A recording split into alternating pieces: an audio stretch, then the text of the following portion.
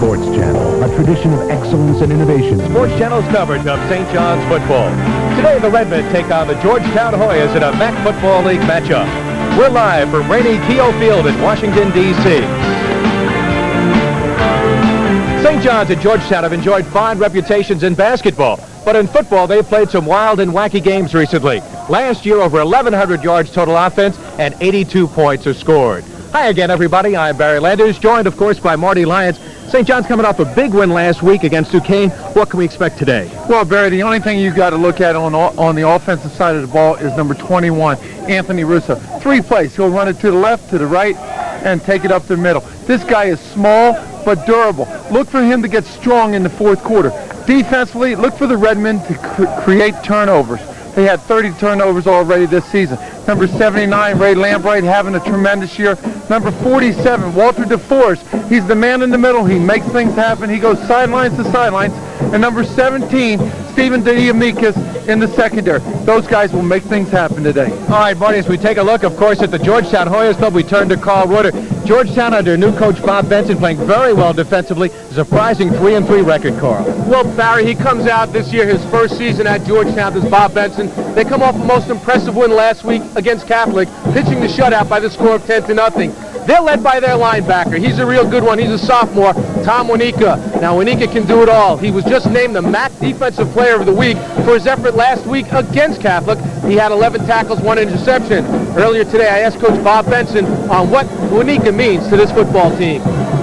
Tommy is our starting inside linebacker. He's leading the team in tackles. He was the MAC Player of the Week. He has to have a great day if we're going to stop Russo, and we got to get him around the football.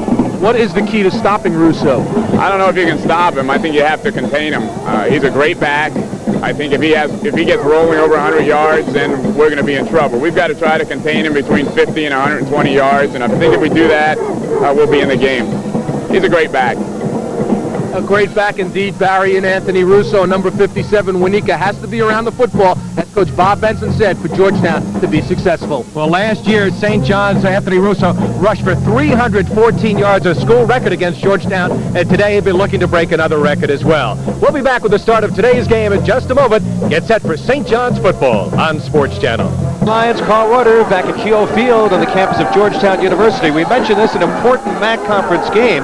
As we take a look at the standings, we see, of course, that up to the top, Iona, they're playing a non-conference game against Marist today. They're 4-0, but both St. John's and Georgetown 2-1. So this one a very important game as far as the conference is concerned. Exactly, Barry. If St. John's can win today, they can go into next week's game against Iona. It could be a showdown. Canisius also 2-1 as well, and they're playing against Siena. Let's take a look at the series record. This is the 16th meeting between these two schools. St. John's with a 9-6 edge. The series began 15 years ago, back in 1978, and last year, as we mentioned, a wild one, 49-33, St. John's winning. And in that game, St. John's amassed 688 yards total offense, 438 yards on the ground. Georgetown led in that game, Marty, however, 13-0. But the one thing you have to look at is Anthony Russo. He's been averaging close to 250 yards per game against his Georgetown team. And the big question, as first-year coach Bob Benson said, we've got to try to contain him. That's an awful tough task for any defense. But he's going to try to contain him underneath 100 yards, and as you look at Russo's number, 24 out of the last 38 games, he's been over 100 yards. It's hard to do. All right, St. John's won the toss, and they will be receiving the football. Georgetown wearing the black and white.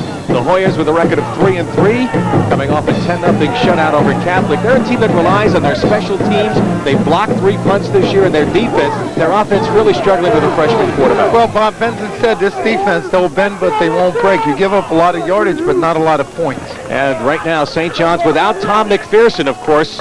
That'll be a big factor. He hurt his knee a couple of weeks ago and is out for the rest of the season. So here we go, as this line drive kick will bounce downfield. That will be taken at the 15-yard line, returned by John Anitra as he crosses the 30 and is down at around the 31-yard line, where it'll be 1st and 10 for the St. John's Redmen, averaging 28 points a game. And let's take a look at their starting lineup. The quarterback, of course, Sean Sharkey, who's been inconsistent all year. The brilliant running back, the tailback, Anthony Russo. Art Costello will start as the fullback. Tom Gadis is replacing the injured Tom McPherson as one wide receiver. and that means a lot of pressure on Anthony Iadivio. He's sort of been the forgotten man this year to pick up the pace, Marty. Well, the one thing about Iadivio, when he makes the catch, he'll make something positive out of those yards. All right, Sharkey on 1st and 10. Backs are split. And he'll go to the air on the first play. Throws for the far sideline, complete to Gadis across the 40 and driven out of bounds after a nice pickup as he was stopped on the play after picking up good yardage. Tommy Gadis out of Holy Cross High School. And you look at quarterback Sean Sharkey. Well, the one thing about Sharkey, we said he's been inconsistent, but right there what he's going to do, he's going to find his receiver wide open.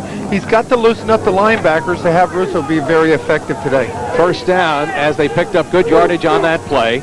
The ball up at the 42-yard line, so a pickup of about 12 on that play.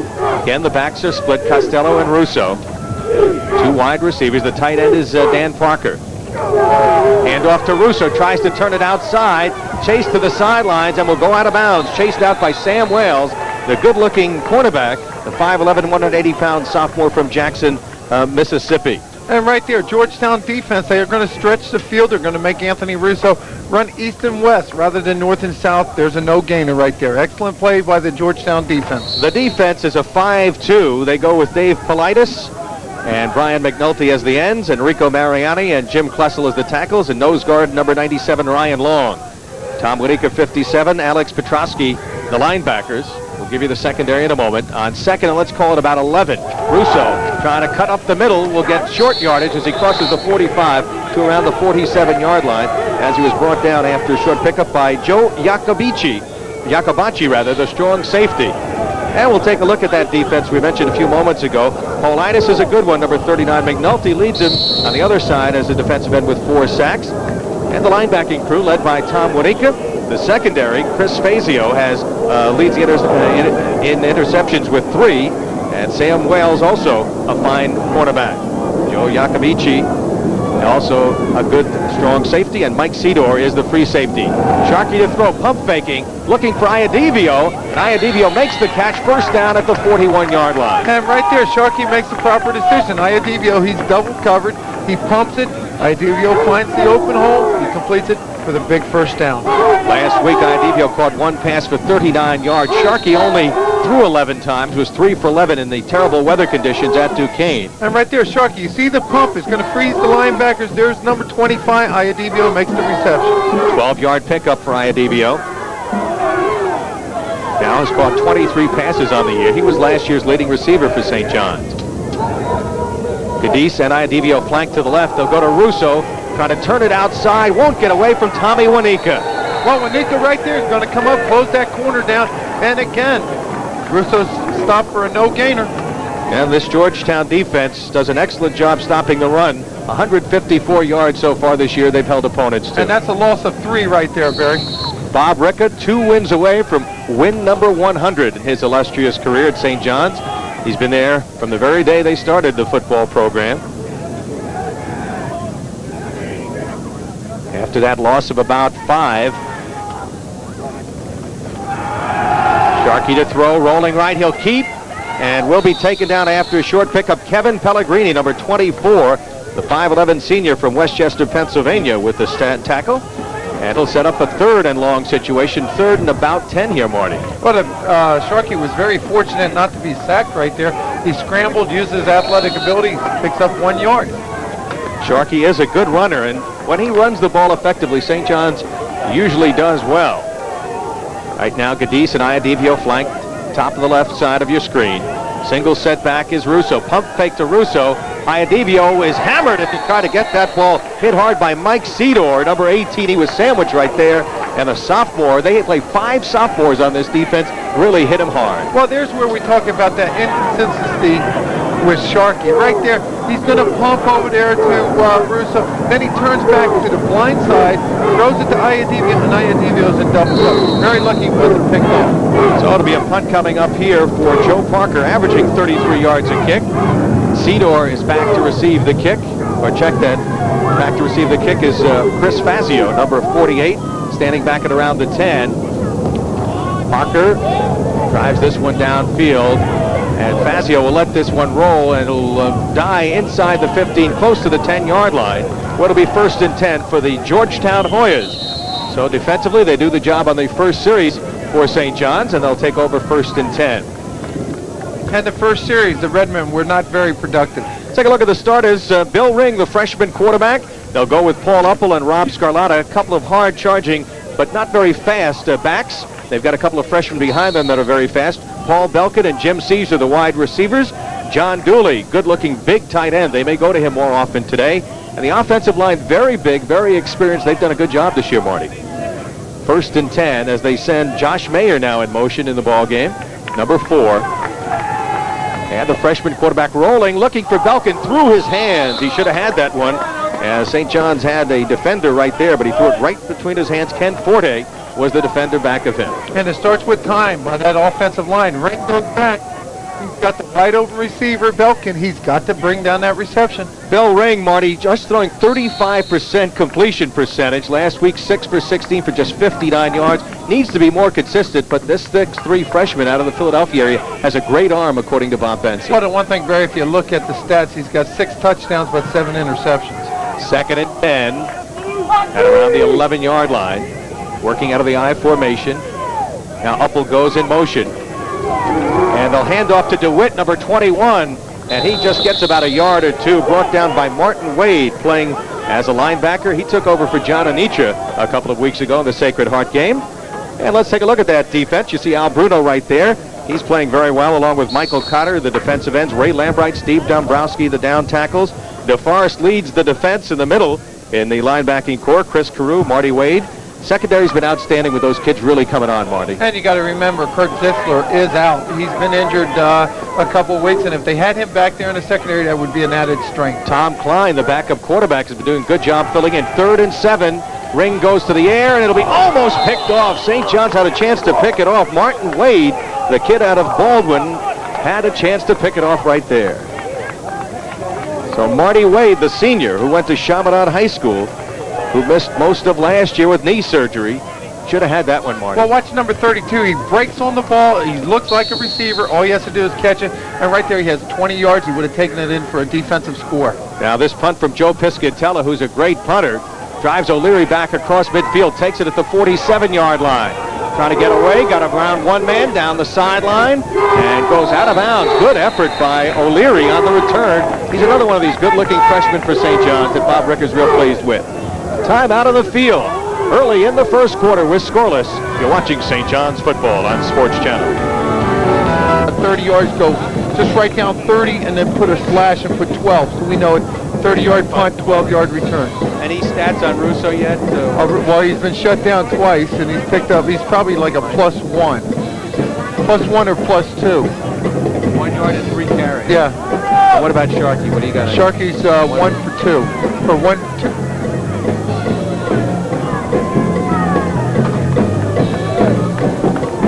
Barry Landers along with Marty Lyons, Carl Reuter on the beautiful campus of Georgetown University. You know, it's interesting. The field is actually on the roof of a building, Marty, as we look out on this lovely setting here.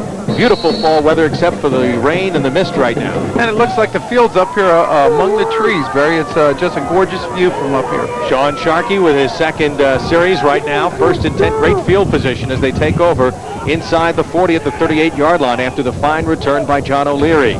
Handing off inside Costello, and he won't go anywhere. He got stuffed on the play that time. And he was stuffed quickly by David Politis, number 39, the senior from Holbrook, Massachusetts, 5'11", 220. Well, the one thing Politis did right there, he squared himself up in the hole, and watch him come in. Number 39, he gets in the hole, he squares up with his opposing number 39, just puts him down for a gain of 1 yard. Politis, their number 4 tackler. He's a big play guy. Pickup of 1 by Costello, so it's 2nd and 9. Last week, Costello rushed well against Duquesne in limited time. Backs are split, Russo and Costello. Sharkey to throw, looking for the sideline. O'Leary has it, and should have enough for the first down as he goes out of bounds around the 27-yard line. Chris Fazio running him out. And the one thing Sharkey's doing now, he's taking timing patterns. He'll take 3 steps, O'Leary's out there, enough yardage for a first down. Well, O'Leary last week caught 2 passes for 25 yards. He's been coming on of late. 1st and 10 at the 28-yard line after that 9-yard pickup. So St. John's looking to get on the board early here. They have generally been a slow starting team, but a big second quarter team. Working out of the eye.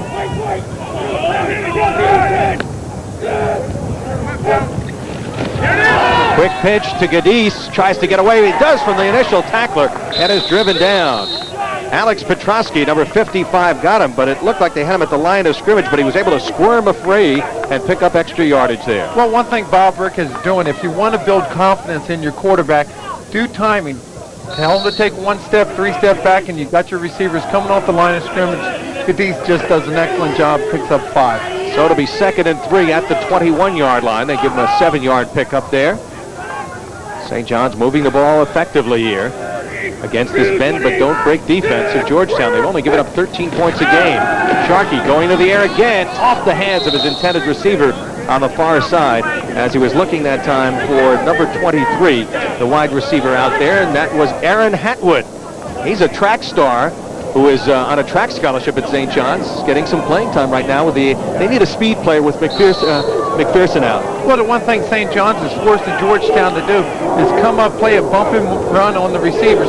If they do that, look for number 21, Anthony Russo, thus far being held to just 1 yard to get involved in the game. 3rd and 3 for the Redmen here. And they fake to their bread and butter guy, Sharkey, being chased and brought down by Wanika. Tommy Wanika with the sack, his 3rd of the year.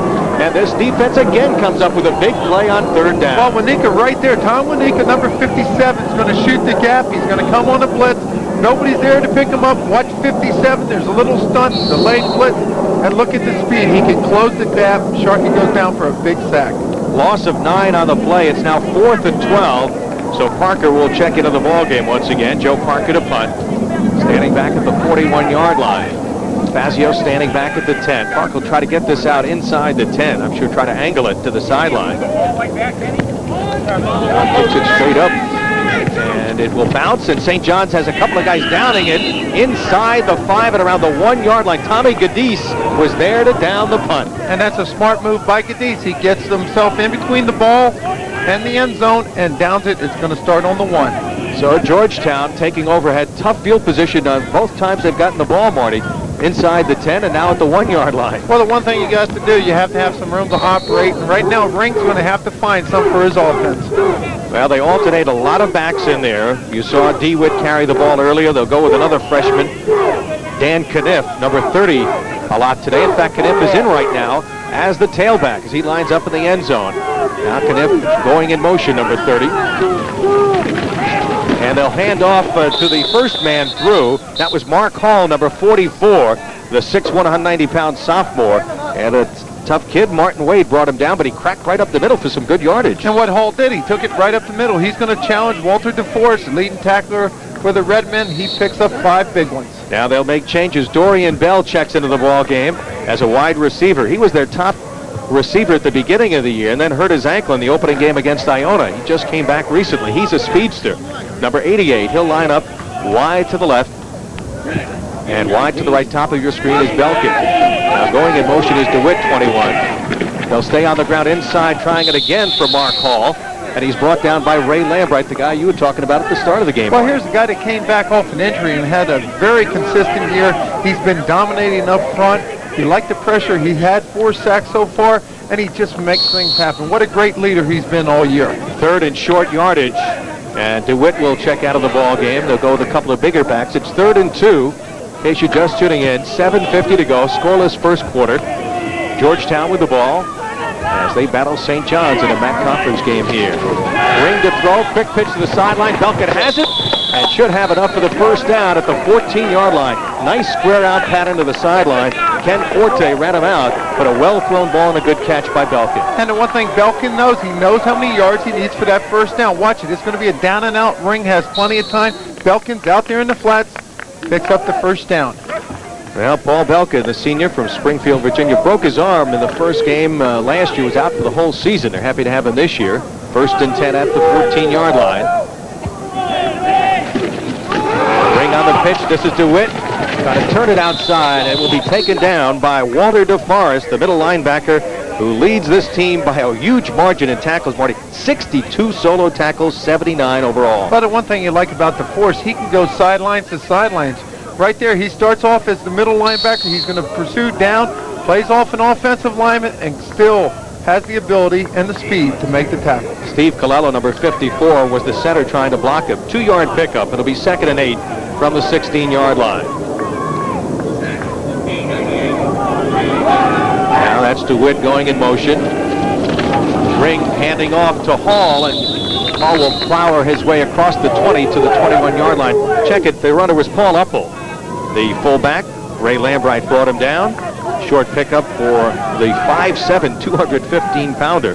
Tough to bring down. He's a punishing fullback-type runner. Not a great deal of speed, Uppel. Well, right now, Georgetown is finding the cushion in the middle. Uppel just takes it up there, and he picks up 5. 3rd and 3 from the 21, and looks like we're going to get a timeout taken here by the Hoyas of Georgetown. And their first timeout with 6 minutes and 34 seconds to go in a scoreless first quarter. Bob Ricca talking to his teammates. And on the sideline you see, of course, the Hoya coaches. Well, Home Federal Savings is proud. 37-4. He's over there getting the play, getting that defensive call. But right now, Barry, you haven't seen much out of either offense. It's been a defensive game. We're early in the first quarter, but nothing's sticking out right now. One of the keys, obviously, for the Georgetown Hoyas is to control the ball, to keep it away from St. John's, to play error-free ball. St. John's wants to create turnovers. Georgetown has started with bad field position on each of their drives, and they're trying to maintain a first down drive here in the 3rd and about 4 yards to go. Bill Ring rolling right, has a blocker. Uppel looking for Belkin. He's got Belkin complete to the sideline and driven out of bounds after he picked up the first down by Mark Bernardini. Well, it all starts with Ring right there. He's going to roll to his right, which will give him extra time. He finds Belkin wide open again. He throws the ball. Perfect play. Belkin, their fastest receiver, has got a good hand. Well, we talked about the extra time. Look, the nearest defender is 5 yards away. There's a perfect pass. Belkin out there, catches it between 2 defenders, then picks up another 8 yards after he catches the ball. So it's now 1st and 10 at the 44-yard line. A 23-yard pickup on that play as Uppel goes in motion. The pitch to DeWitt. He fumbles the football. He'll recover, still loose, and maybe St. John's has it. Well, let's wait and see. They have come up with their 31st turnover of the year, and handing the ball there in his hand, Chris Carew, number 41, clapping his hand. Well, DeWitt's got to find the handle right there. Ring just pitches it back before you can run with it. They tell you at an early age, make sure you catch it. Chris Carew with his second fumble recovery, and that's what Bob Benson feared the most. Well, this is what this defense is known to do. Right here, they create turnovers. DeWitt, fall on the ball. Don't try to pick it up and scramble. There's all the Redmen. They come in there. Carew recovers the fumble. 1st and 10 at the 40 for St. John's. They've had excellent field position, but have had the ball inside the 40 each of the 3 possessions. They'll go inside to Russo. Tough yardage there, but he keeps those legs churning, getting inside the 35 to the 34 before Wanika, and Ryan Long, the middle linebacker, and of course, number 97, the nose guard, brought him down. But you talked about Anthony Russo. Right there, he's going to bounce it up the middle, and he picks up 7 yards. There's Mike Sedor, the good sophomore from Harrisburg, Pennsylvania, the number 3 tackler, who's a rangy kid and a good pass and run protector. Pick up on that last play of 7, so it's 2nd and 3. Russo, 5 carries for 8 yards. They'll try Russo again, no hole there. And I'll tell you, the black shirts have him wrapped up. They're gang tackling him. They're doing a great job so far, keying on Anthony Russo. Alex Petrosky, number 55, one of the guys in there, as he gets up slowly. So Russo unable to pick up positive yardage there. Let's call it about a 1-yard pickup. Clock continues to tick. 5:15 to go in this scoreless first quarter here at Georgetown University. St. John's with the ball. 3rd and 3 from the 33, and this time they will get the first down and more. Russo to the 20-yard line. And the difference between that play and the last play, the offensive linemen, they get the push on Georgetown's defense. They push the defensive line back into the linebacker. Anthony Russo has plenty of room to run, picks up the first down. Watch the offensive line. They explode. There's number 78, 79. They're coming off. Anthony Russo just keeps the legs moving, picks up a very important first down. Joe Iacobacci, number 35, brought him down. Here's Russo again inside the 10-yard line with a great effort, but he's down and appears shaken up, but he gets up. There is a flag, however, on a play. A penalty marker, our first one, And referee James Slavey will let us know what the call is. And anytime you get it from that official, Barry, the umpire is going to be holding on the offensive lineman 99% of the time. Holding. White. Still first down. So that run by Russo negated on the holding penalty. And they'll bring it back to the 30-yard line where it'll be 1st and 20. St. John's has moved the football on their first 2 drives, but unable to get any points out of it. There's Bob Ricca, Ray Lambright on the sideline. And Sean Sharkey, the senior out of Valley Stream, is only completing about 36% of his passes this year. Back to throw, Sharkey throwing up the middle, and the receiver could not hold on. Dan Parker, Alex Petrosky on the coverage. Well, Petrosky right there comes in. Sharkey goes back, has plenty of time. Perfect throw, but just a great defensive play. Parker is a guy they've got to get into the offense more, especially with McPherson out of the lineup. He's a good receiver, but they haven't thrown to him very often. He's made only 10 catches this year, 1 for a touchdown. That was in the opening game of the year against it'll be 2nd and 20 right now.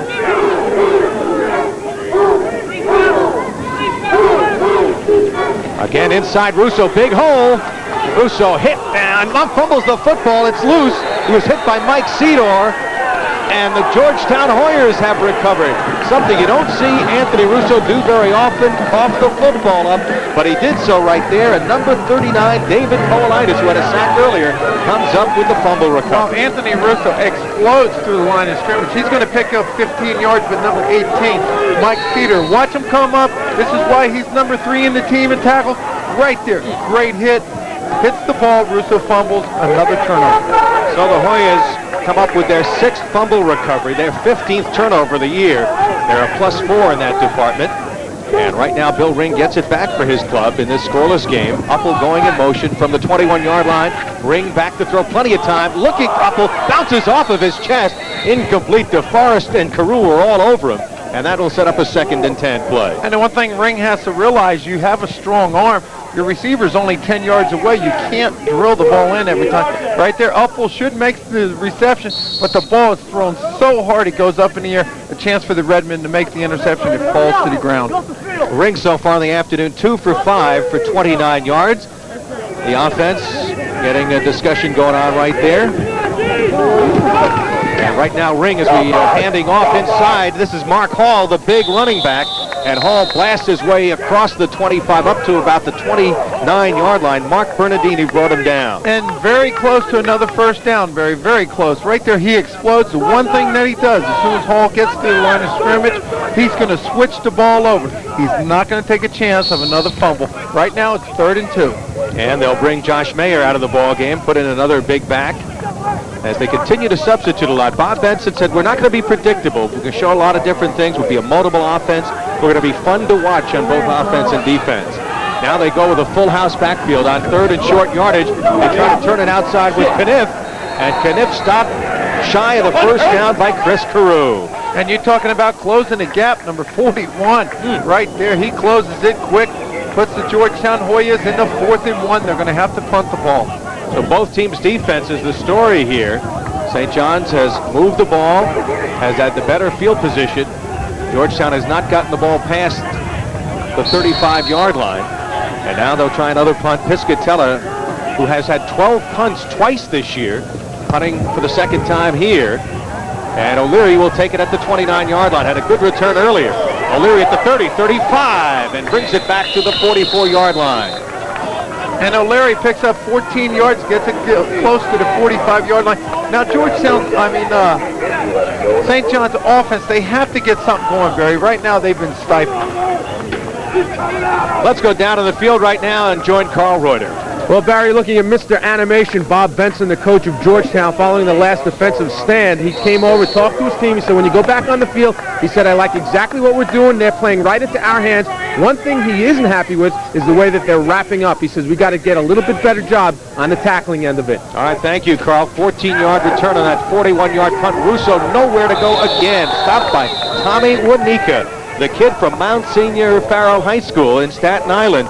So he knows a lot of these guys from playing Catholic high school football in New York City. And it looks like Monique is almost man for man on Anthony Russo. He takes him right down the line of scrimmage, and Anthony Russo held to a short gain of 1 yard. A positive 1 yard pickup, 2nd and 9 from the 45-yard line. So Georgetown, after last year giving up 314 yards to Anthony Russo, doing quite a job this year against him. He's the single setback in this formation. Russo to throw forward, Gadis over his head. The flag thrown on the play. Sam Wales, the defender. And let's see if there's going to be a pass interference call. Well, Sam Wales comes in there, hits the receiver a little bit early. It's all going to be decided whether the receiver should have caught the ball. We'll find out. And they're going to rule Barry that was an uncatchable ball. Right there, no penalty. James Slavey making the call. James Douglas is the umpire. Head linesman Donald Matee. The line judge Wayne Randall. The back judge Patrick Yo. And the field judge Ben Vascons. So here we go right now on 3rd and long yardage for Sharkey. Plenty of time looking deep for Aaron Hatwood. He's got his man beat, but the pass overthrown. And that's not Sharkey's fault right there. Hatwood, he's got the defender beat, and he stops. He's going to wait on the ball. All you got to do is keep stride, make sure Sean Sharkey can throw it to you, and it's an easy 7. There's a perfect example of the receiver making the quarterback look bad. Inexperience, perhaps, on the part of Hatwood, who has just started to play football. I mentioned he's on a track scholarship. Young man from Half Hollow Hills High School West. That's my home high school out on Long Island. Just could not get that football. So Parker to punt again in this punting duel here in the first quarter. Standing back inside the 35. About 2 minutes to go. He gets rushed. High kick. Fazio calling for the fair catch will get it at around the 33-yard line. So this is the best field position that the Hoyas have had starting on a 1st and 10, Marty. And only a 22-yard punt, Barry, but the Hoyas right here, there's been very little offense either way. You've got to get some momentum going if you're going to win this game. St. John's offense, they've got to go over and make some adjustment. They've got to get Anthony Russo. They've got to get the big guys up front, getting the holes. Anthony Russo is the whole key of winning and losing here. That's it. Fellas, we're rushing forward. We're getting no one on him. Can we pass rush these people or not? Huh? And you see Bob Benson here. He's going to make some adjustment talking to his offense. Good looking run. Spinning for extra yardage, Rob Scarlatta. And he'll pick up just about enough for a 1st down. That's the first time they've really picked up a lot of yardage on 1st down. Martin Wade brought him down, but Scarlatta, a local product out of West Nyack, New York, up in the Westchester area, out of St. Joseph's Regional High School. Led the team in rushing last year, picked up 11 yards on that play, Marty. And Georgetown continues to pound the ball, tackle to tackle, right there picking up 11 yards.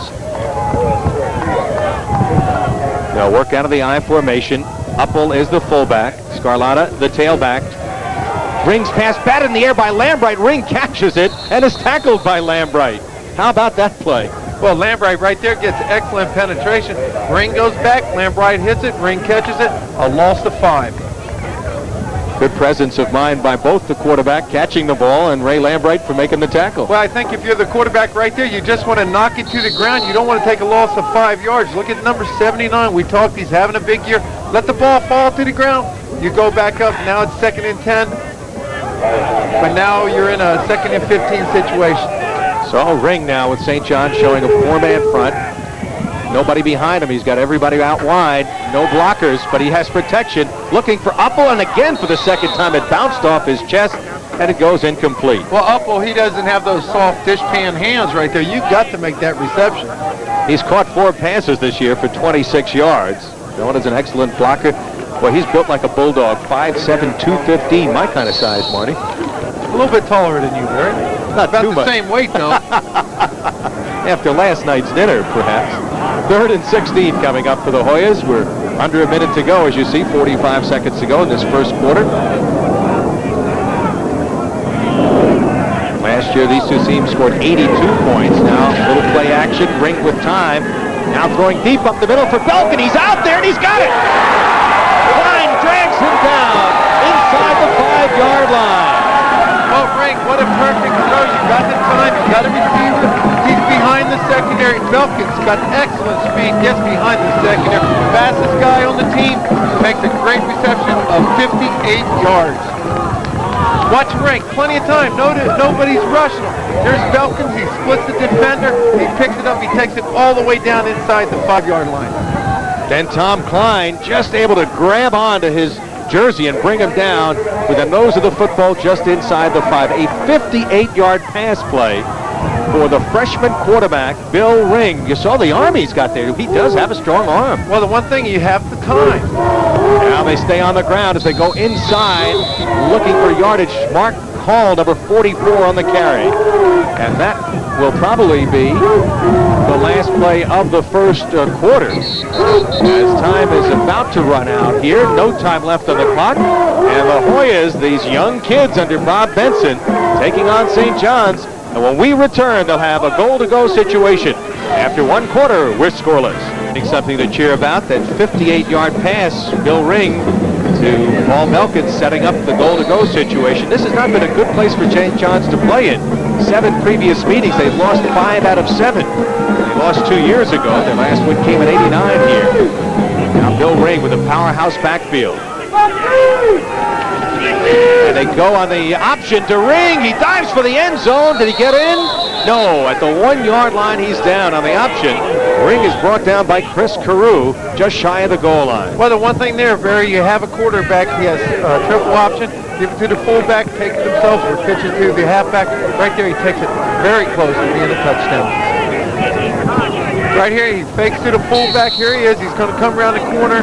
Number 41, Chris Carew. He's been in a lot of plays right there. Stop him from the touchdown. Dan Knapp, the freshman from Fordham Prep High School in the Bronx, has checked into the ball game.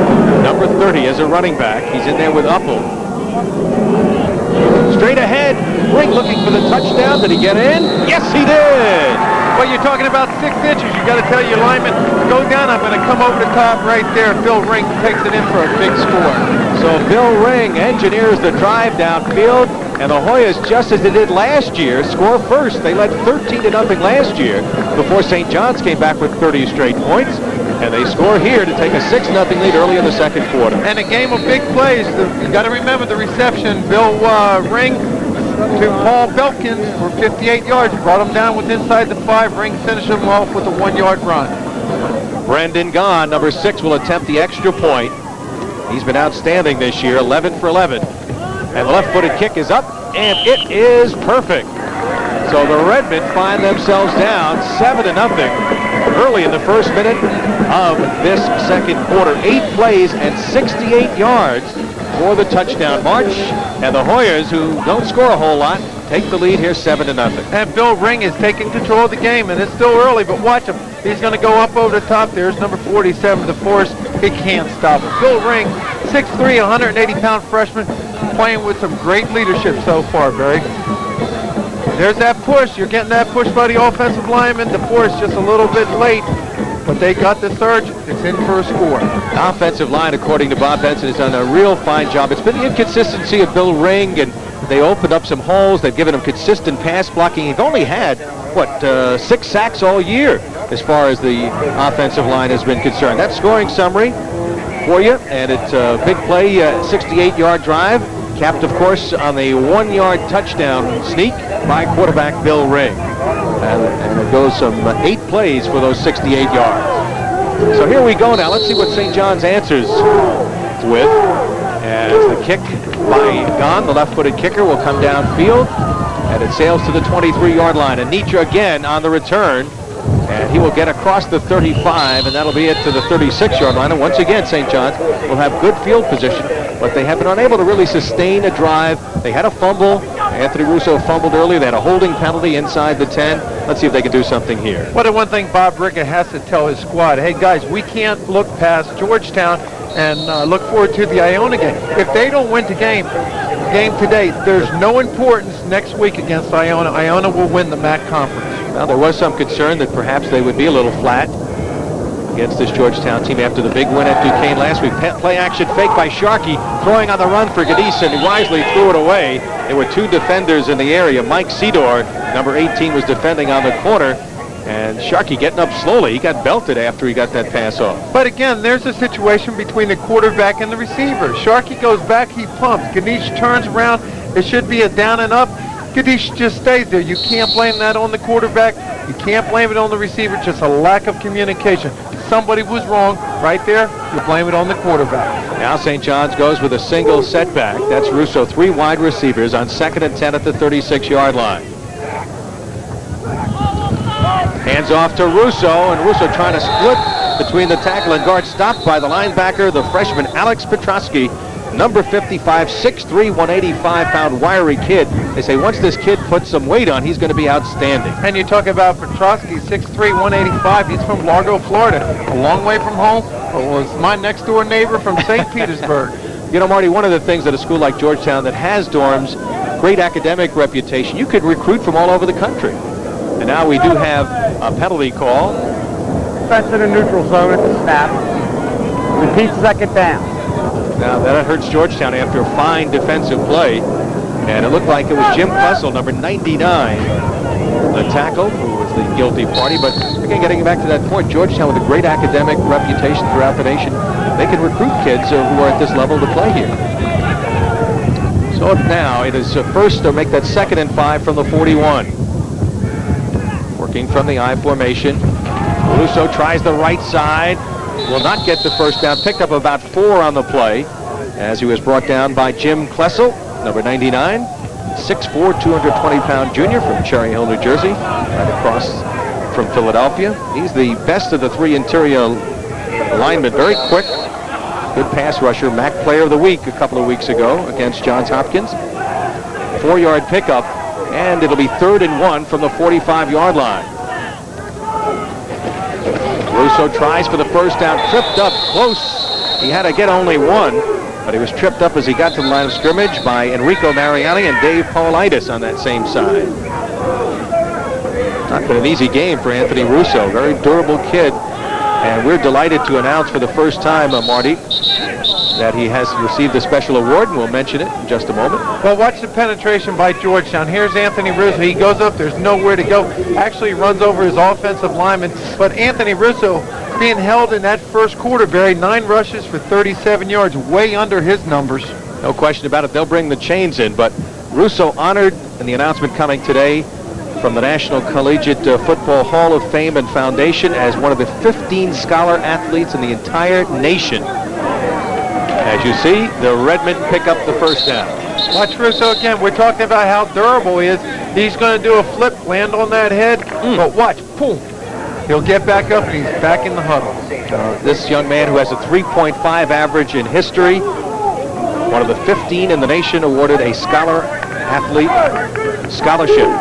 He will receive that at the Waldorf Astoria coming up in December when they also induct 10 people into the Collegiate Hall of Fame. So congratulations to a fine young man, both in the classroom and obviously on the football. And also congratulations to his family for stressing the importance to education. 1st and 10 at the 46-yard line.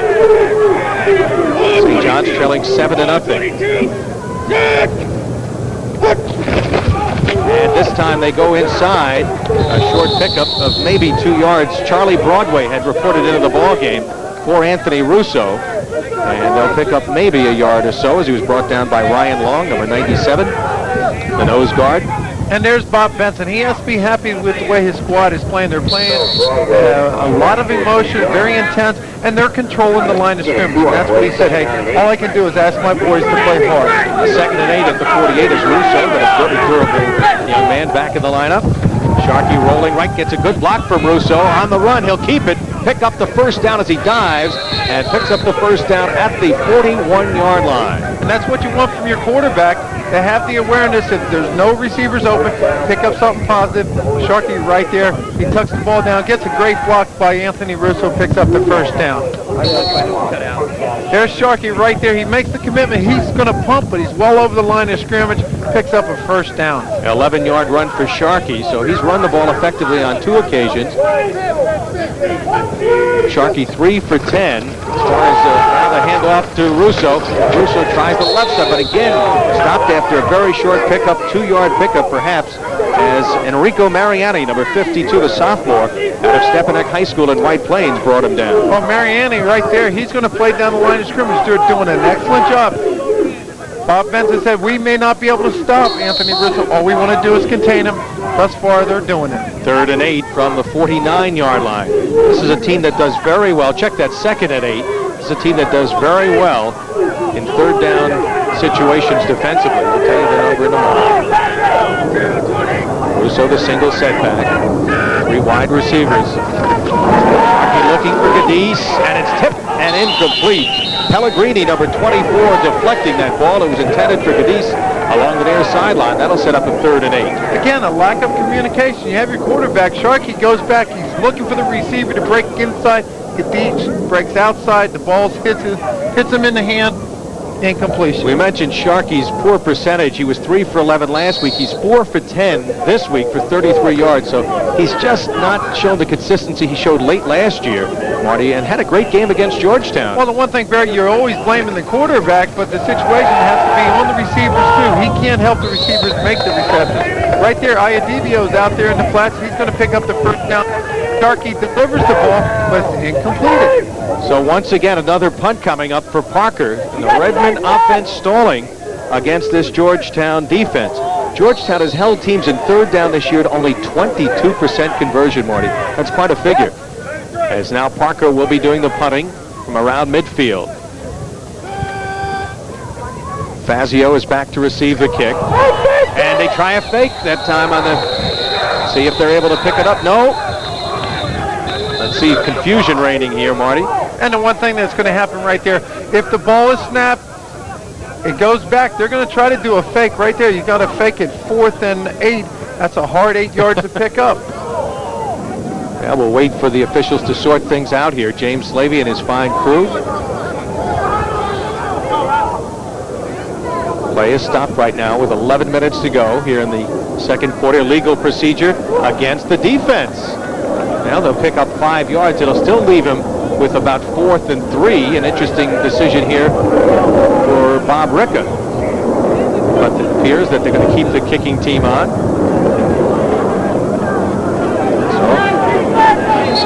So 4th and 3 coming up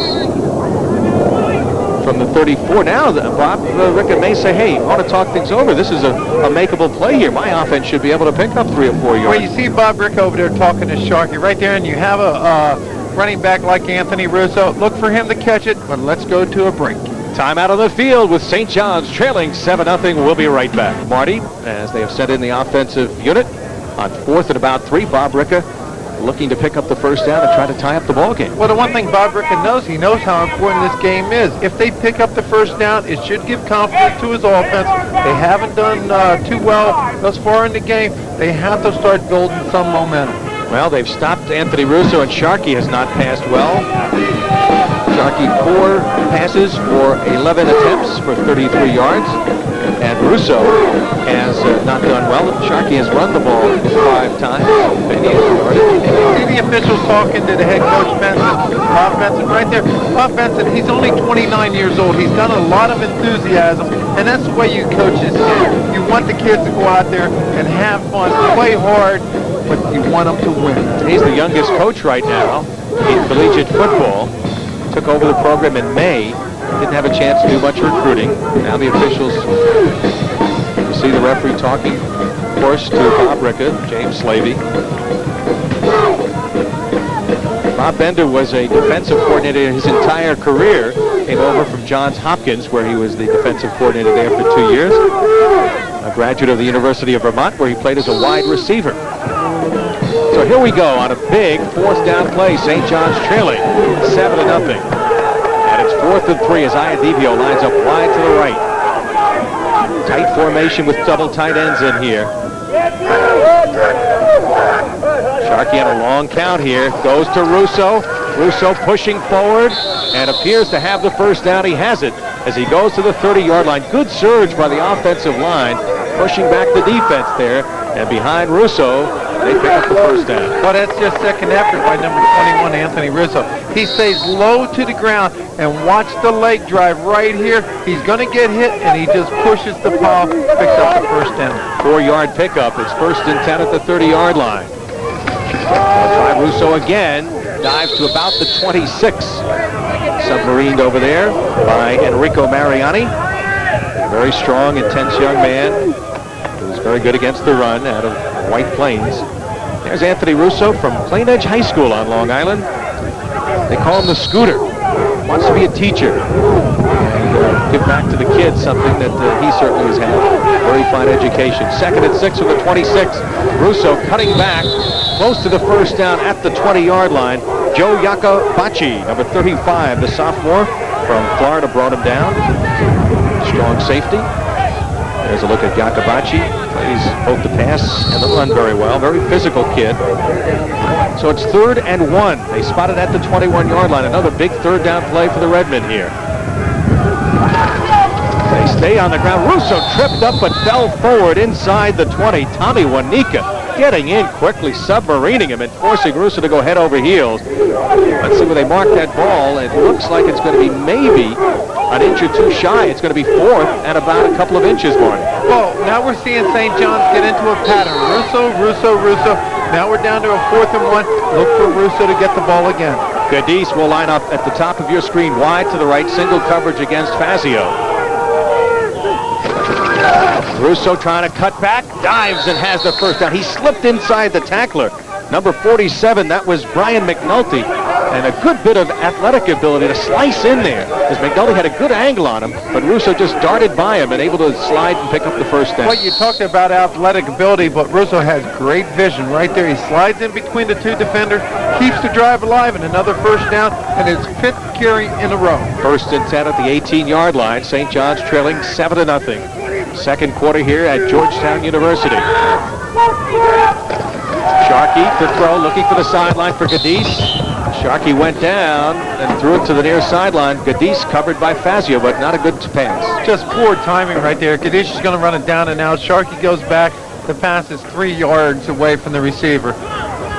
Well, Wanika, they have an awful trouble containing him, Marty. Well, he's got such great speed and the great instinct for the ball. There's Wanika. He's coming in. Just gets up. Sharkey, a poorly thrown ball. He jumped over Frank Locascio, number 58, who's been moved to left tackle. 2nd and 10 at the 18-yard line. Sharkey dropping straight back, in trouble, scrambling. Throws the ball, almost intercepted. He had a man wrapped up around him. I think it was Ryan Long had him wrapped up. McNulty was there as well, number 47, and almost picking that ball up. Upset with himself, number 52, Enrico Mariani. But one thing you want to tell your quarterback, if you're going to be sacked, take the sack, take the loss. Just don't throw the ball up for grabs. Right there, Sharkey goes back. McNulty all over him. Take the sack. Instead, Sharkey throws it up and was very lucky it wasn't intercepted. At times, Sharkey's made poor decisions as a quarterback. Now facing a 3rd and long situation here. Throwing deep for the end zone, and it's over the head of O'Leary. Back to defend was Yakabachi. And that'll set up a 4th down and a possible field goal attempt here for John Ledwith, who's come out of the ball game, number 44. Ledwith 3 for 3 in extra points last week, 2 for 3 in field goals. He and Steve Diamikis have been sharing the kicking duties. And this one will come from the 26-yard line, so about a 36-yard kick for John Ledwith. The ball down, it is up, and it is no good. And Georgetown remains in front by a score of 7-0. Certainly a makeable field goal for Ledwith.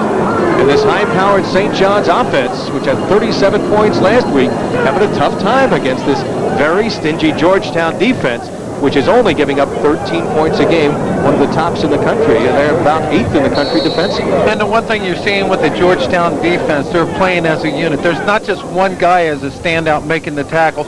There's 2 and 3 guys on every time Russo's carrying the ball. So it'll be 1st and 10 at the 20-yard line. Scarlatta going in motion. Uppel, a single setback. Handoff to Uppel, right up the middle. Big hole, and the bruising fullback tries to get the first down and may have it as he gets to the 30-yard line. Mark Bernardini, the free safety, stopped him, but Uppel, like a little freight train, turned loose there, was running up the middle. You're talking about a cushion. Watch him. Watch Uppel. He's only 5'7", 215 pounds, like the little engine that I could. Bernardini, number 28, got to come in and take down the load. 2nd and 1. Picked up 9. Got a good block that time from Derek DeBacher. Now Belkin comes out wide to the right bottom of your screen, lined up against Klein. Remember, he burned him earlier. And DeWitt going in motion to the near side. They'll stay on the ground, and it'll be a short pickup. by Mark Hall as he gets the first down. That's all they needed. They'll pick up the yardage to give them a first down. They move the chains. And Georgetown leading 7-0 as we are approaching the halfway mark in the second quarter. Jeremy Walsh has checked into the ball game, number 65 for St. John's as a defensive end. The one thing you have to like about Georgetown, they're very disciplined. They're in no hurry. They're just being very basic. They're running tackle to tackle. Belkin hit as he tried to get that ball by Ken Forte, the good-looking freshman from upstate New York who leads the Redmen with 5 interceptions.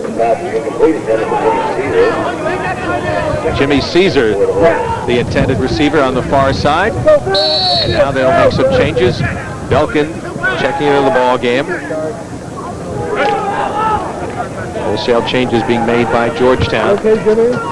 Also checking in Mike Fraticangelli, number 23. Fraticangelli going in motion. Plenty of time looking for the big tight end. He was out there, big number 89, John Dooley. As he reached with the left hand, the pass just dropped over his outstretched hand, but he was open. And, you know, big plays have hurt St. John's at times this year, Marty. But again, Barry, there's a situation where the receiver has to keep running. Here's Dooley, number 89. He stops for a moment. Right there, he's behind the defender. Would have been an easy score. He's got to keep running. Diamikis would have been burnt. Well, you saw number 17 in your picture. He was trailing Dooley there. So it'll be 3rd and 10 at the 31-yard line. 58-yard pass play has set up the only score in this game. A 1-yard plunge by the quarterback. This end of man in motion, Scarlata. Ring rolling light, looking, throwing complete upfield. This time Dooley makes the catch, has the first down, up at the 47-yard line, brought down by Ken Forte. And the one thing I like about Georgetown, right now, they're giving Ring plenty of opportunities to throw. He's not a drop-back quarterback. He's going to roll out. Look at Dooley coming across the field. Excellent reception. Forte there to make the tackle, but not till Dooley picks up 16 yards. 16-yard pickup, so it'll be 1st and 10 at the 47-yard line. Georgetown on the drive here. This is what they wanted to do. Ball control, keep the ball out of the hands of St. John's. Ring 5 for 17 for 97 yards. This is DeWitt, breaks 1 tackle and picks up about 7 yards before Walter DeForest tackled him. But the one thing Georgetown is doing, Barry, right now, they're just eating up the field. You're getting down to a 2nd and 2, 2nd and 3 situation. Right there, DeWitt picks up 7, puts Georgetown's offense in a 2nd and 3 situation. Now, remember, this is a Georgetown offense that only averages 260 yards a game. They've only passed for about 88 yards a game, and they've rushed the ball for about 172 yards a game. They're doing a good job here against St. John's. Fratigelli trying to pick up the first down, and he stopped close to the first down by Al Bruno, number 68, the 260-pound senior from Xavier High School in Brooklyn. He played very hard this year and leads the down lineman in tackles. But anytime you have your offense with a 3rd and 1, you should hope 7, 8 out of 10 times your offense can pick up 1 yard right here, Georgetown in a 3rd and 1 situation. 3rd and 1 from the 43-yard line. Fratigelli single back. Ring fumbles the ball.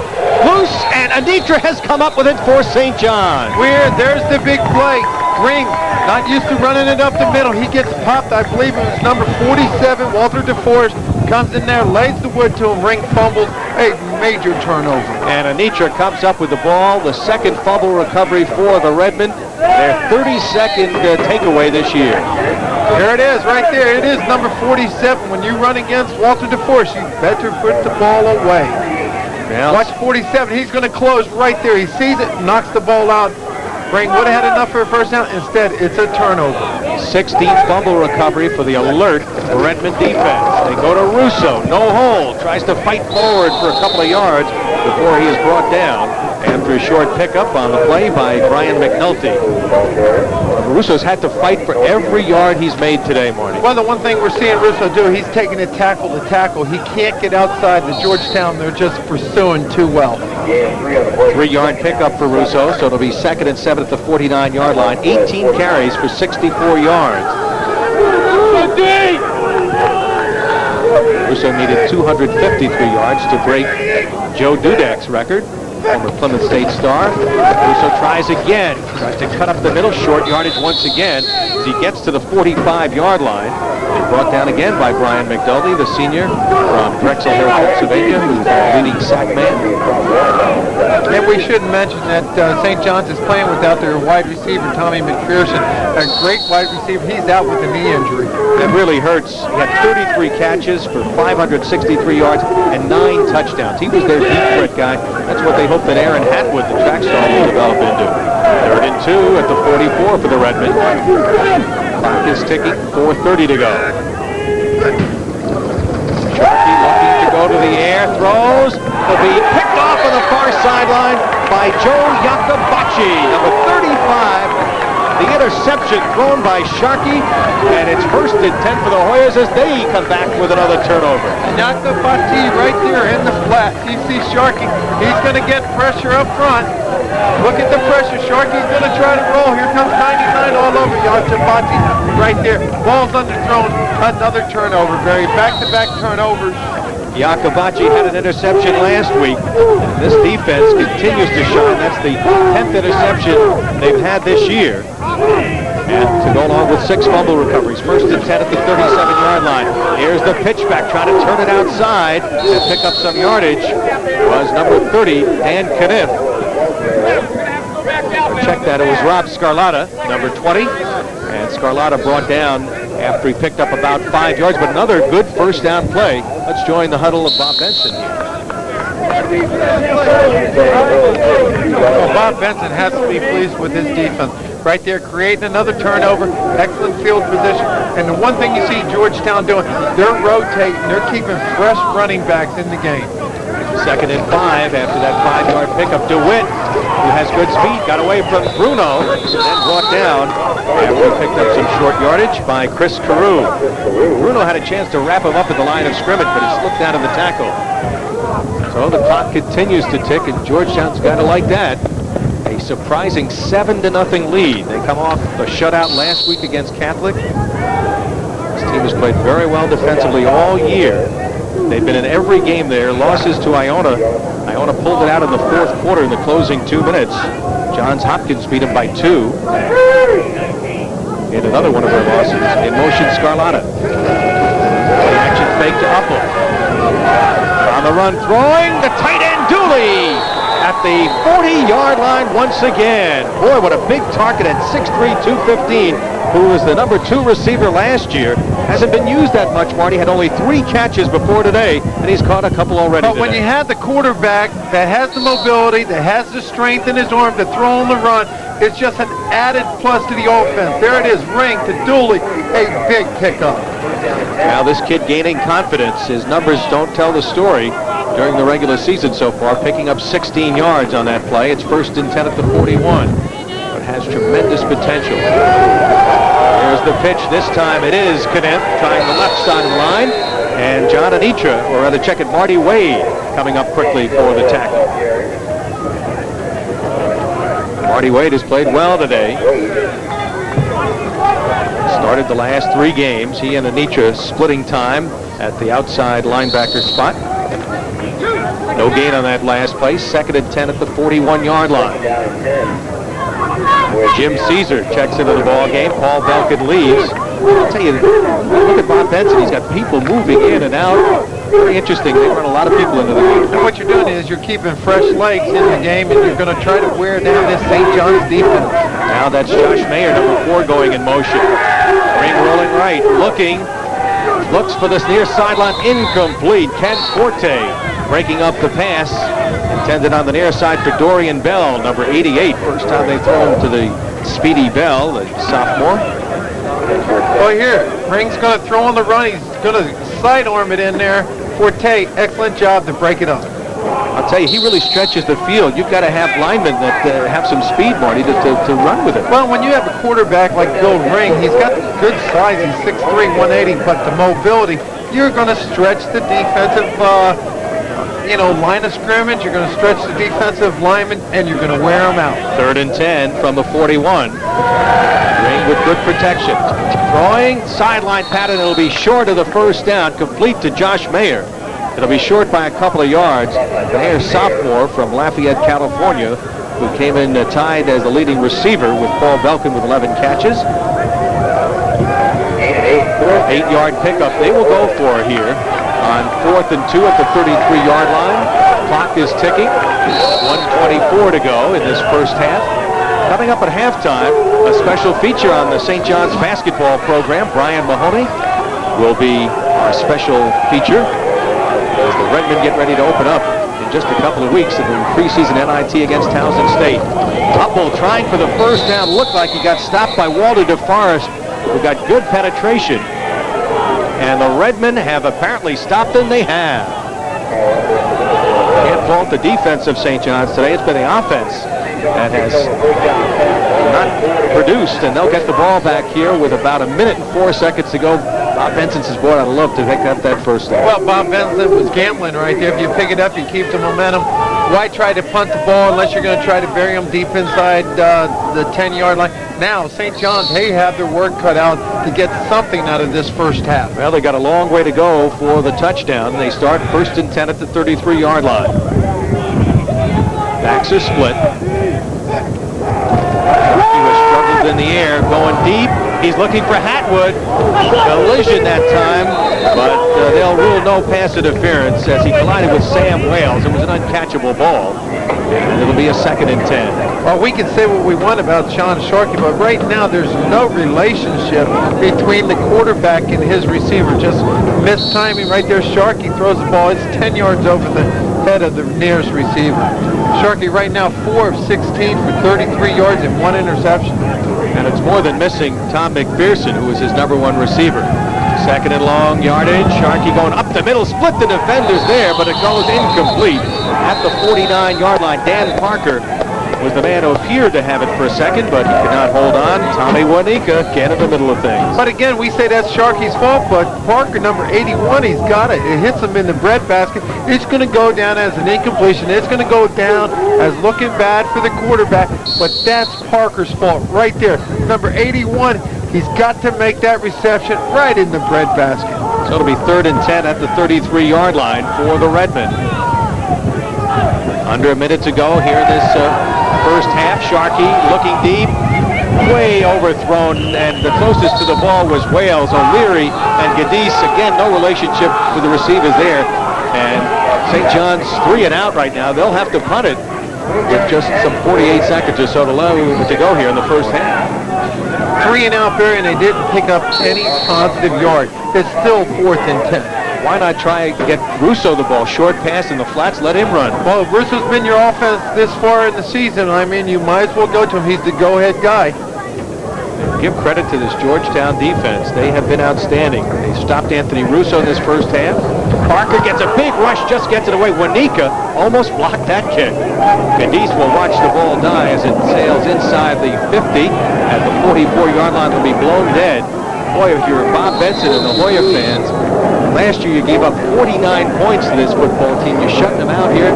2 consecutive shutouts last week against Catholic, now against this high-powered offense. You got to be pleased. And the thing about it, Barry, that's only a 23-yard punt. And Bob Benson and the Hoyas, they've got their look up. There's 33 seconds left on the clock. You're only 55 yards away from the end zone. Why not? Let's take a chance. Hey, this kid has the strong arm, as we've seen it already on that 58-yard completion he threw. And remember, Georgetown will get the ball opening the second half also. So now if they can put some points on the board, the Redmen are digging themselves in the hole. 1st and 10 at the 44-yard line.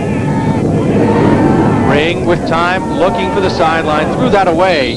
The intended receiver, Dooley, was well covered. They're going to pay special attention to that big tight end. Clock is stopped with 27 seconds to go in the first half. By the way, congratulations to St. John's outstanding soccer team in the Big East semifinals today up at Seton Hall University. They had a tough time beating Villanova 6-4. They had to go to overtime to win it, but they advance to the finals tomorrow. St. John's under Coach Mazur having just a tremendous season. Ranked right in the top 5 in the nation. Play action ring. He's got a couple of receivers out. Mayer with the catch. Mayer will go out of bounds, picking up the first down at the 39-yard line, run out by Tom Klein. And Mayer wide open. There's a 5-yard cushion, takes it down inside the 40 and stops the clock. So Josh Mayer on the reception that time as they pick up the first down. And it is first down and 10 at the 40-yard line. Mayer has caught 2 passes for 25 yards. First and 10 at the 40-yard line for the Georgetown Hoyas. They have 2 timeouts remaining, I believe. They used one earlier. Ring and little play action. No pressure. And dropped by the receiver, Rob Scarlatta. He was trying to turn upfield before he got the football. Where's the pass rush for St. John's here? Well, it's hard to get a pass rush when you have the quarterback with the mobility to run outside. Right there, Scarlatta wide open. He could catch it, get out of bounds, stop the clock. We're inside 15 seconds left to go in the first half. Well, we've had a bushel of drop passes in this game. Well, there you see Bill Ring. He's a little disappointed, but I tell you what, as a freshman, showing great leadership today. Yeah, Bill Ring, whose numbers were not impressive, only completing 35% of his passes, 8 for 16 for 137 yards. Mayer going in motion. Ring with time, going on the sideline, out of the hands of Dorian Bell. He got popped by Kurt Ditzler. Ditzler back in action after being out for 3 games. He's that tough kid from Islip that's been sidelined with assorted injuries. Has had a back problem, but he really popped him there. And he's had a great season, Marty. 4 interceptions in playing just 5 games. And we saw him have 3 interceptions on the one game we did earlier in the season. Just a tremendous hitter. 3rd and 10 at the 40-yard line with just 7 seconds to go. So this conceivably could be the final play of the first half. Don't forget, coming up at halftime, the special feature on the St. John's basketball program. Carl Reuter and Marty will review the first half highlights and stats. Ring going deep for the sideline. He's got a man out there, but it goes incomplete. Dorian Bell, the speedster, was down there. Ken Forte on the coverage, and Bill Ring heads to the sidelines. The Hoya fans, there aren't too many here, but they have to be proud of the way this young kid is doing, as well as their 29-year-old coach, as they head to the sidelines into the locker room with a surprising 7-0 lead. Well, they played very hard. They played for 30 minutes. St. John's coming out here today, played with no intensity. In this game, the difference between winning and losing a lot of time is the emotion that your players play with.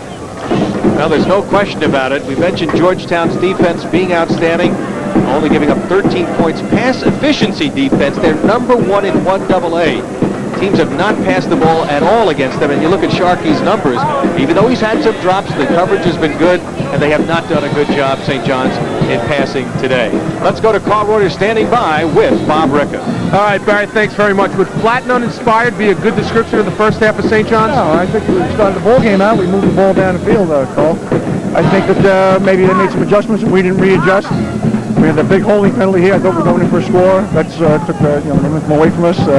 And then one big pass play. That's a ball game. Offensive line seems to be having some trouble blocking there for Sharkey. Am I right on that estimate? It's not the same person every time. It's a different man. We're spotty. Here and there, it's a different person. One man breaks down.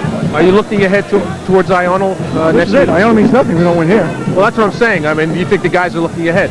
No, this is a good football team we're playing, and we just have to strap it up and come out in the second half. All right, good luck in that second half, Coach. All right, Coach Bob Ricca of the St. John's Redmen walking off the field here. Georgetown on top by the score of 7-0. When we return to Kehoe Field, campus of Georgetown in Washington, D.C., a feature on Brian Mahoney. Beautiful campuses, the largest Catholic university in the country, a tuition that's affordable, one of the least expensive private universities in New York State, a university that distributes more than $60 million in financial aid to its students every year. Yes, the city is New York, and the university is St. John's.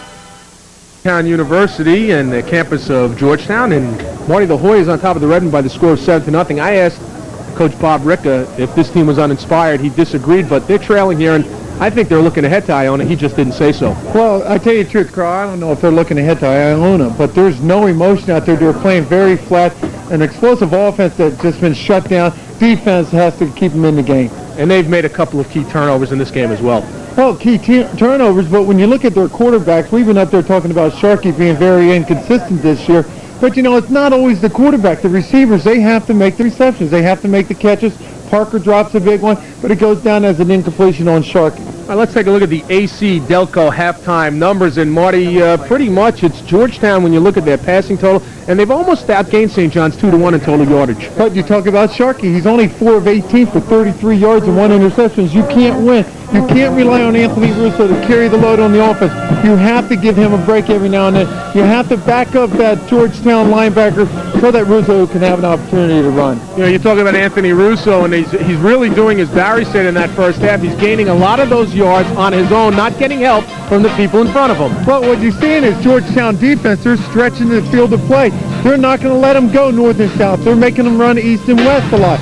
Right now, he's got to run the ball outside the tackle. That's where he can pick up his big yards. But the way we saw in the first half is Anthony Russo going tackle to tackle. Let's take a look at the halftime highlights in this one. Only 1 touchdown, but there are still a lot of highlights. 7-0. Now, the first touchdown was set up by Bill Ring, hitting Paul Belkin 58 yards on this one. And what you see is Bill Ring, he's going to roll out left to right. Beacon's back there, picks up, gets it inside the 5-yard line. All right, now they switched ends because that was at the end of the first quarter, so 34 seconds into the second quarter, it's Bill Ring taking it in. Well, he orchestrated the drive, and they let him take it in from the 1.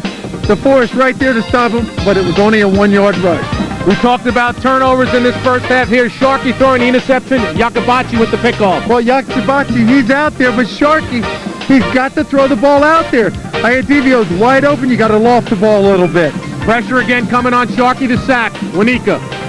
Well, we said it's Sharkey's fault, but if you don't have the horses blocking up front, well, Kanika right there, he comes in, Sharkey goes down for the sack. Are you making major adjustments if you're Bob Ricka in the locker room right now? Well, I think if I'm Bob Ricka, I tell my team one thing. Guys, if we don't win today, we don't win the MAC conference. Forget about Iona. It's up to you. I'm going to go out there. I'm going to give you the plays. I'm going to call the defense. Hey, guys, you guys want to win? Go out there and play. What about the 29-year-old coach, Bob Benson, for Georgetown, who I know this morning, unlike you and I, did not have to shave? Well, you know, the one thing about Bob Benson, he has nothing to lose. Right now, he can keep his team motivated. He can say, hey, guys, we're playing against the best running back in possibly Division III history, and we've got him shut down to 67 yards. Remember, it's a 60-minute game. We got to go out and play for 30 more. Let's go out and have fun. All right, and we'll have fun when we come back for the start of the second half. Kehoe Field, Georgetown University in the nation's capital. We're back right after this. Georgetown University in Washington, D.C., where a surprising story is taking place. The Georgetown Hoyas leading the St. John's Redmen by a score of 7-0. Well, next week, the Hofstra Flying Dutchmen will take on the Fordham Rams. You'll see it home against Colgate trying to snap their losing streak. Larry Glick falling onto some hard times, playing some pretty good football, but losing. We'll be back with the start of the second half in just a moment. Get set for St. John's football here on Georgetown University. Don't forget, we've got more St. John's football coming your way. Thanksgiving morning when the Stony Brook team takes on St. John's. Boy, the Patriots doing a great job, undefeated going into play today. They're playing at Plymouth State, as well as Iona playing today. That'll be St. John's next opponent. Iona playing a non-conference game. They're already 4-0, and they are leading at halftime against a very tough Marist team who we saw play St. John's tough and lose by a point earlier in the year. Marty, Iona winning 14-10, but the Marist defense shutting down Tom Prudian so far, only 14-10 at halftime. But the big game today right here at Georgetown. St. John's must win to force a big game against Iona next week. Other conference games today, Canisius is at Siena. Canisius has won 3 in a row, and they started their winning streak with a big win against St. John's, ruining the homecoming at St. John's a few weeks ago. And St. Peter's is playing at Central Connecticut. We mentioned the Colgate at Fordham game, another local game in the New York area. Dartmouth playing at Columbia. Wagner is playing Monmouth. Wagner doing very well. And Salisbury playing at CW Post. Tom Klein and company doing very well, throwing a lot of touchdowns for the CW Post Pioneers. But here both teams are back on the field, Marty, and you know, you look at St. John's, they're a club that scores a lot of points, averaging 28 points a game. They're over 350 yards total offense, but here in the first half against Georgetown, held to just 110 yards total offense. And the big thing, Anthony Russo being held to 62 yards in the first half, longest gain of 13. Well, you heard Bob Benson's game plan right here on the pregame show with Carl Reuter. He says if we can contain him, we kind of laugh to ourselves and say, hey, how can you stop Russo, but they have held him, and he had a lot of carries. He carried the ball 18 times and just picked up those 62 yards. So the stage is set for what should be an interesting second half. St. John's knows that it must win this game to have any chance next week against Iona. That'll be a Friday night game at Redmen Field, November the 12th. And they have had a history of wild games. We've been there for some of them right here on Sports Channel. So St. John's will be kicking off. John Ledwith teeing up the ball. Belkin will go back to receive the kick with DeWitt.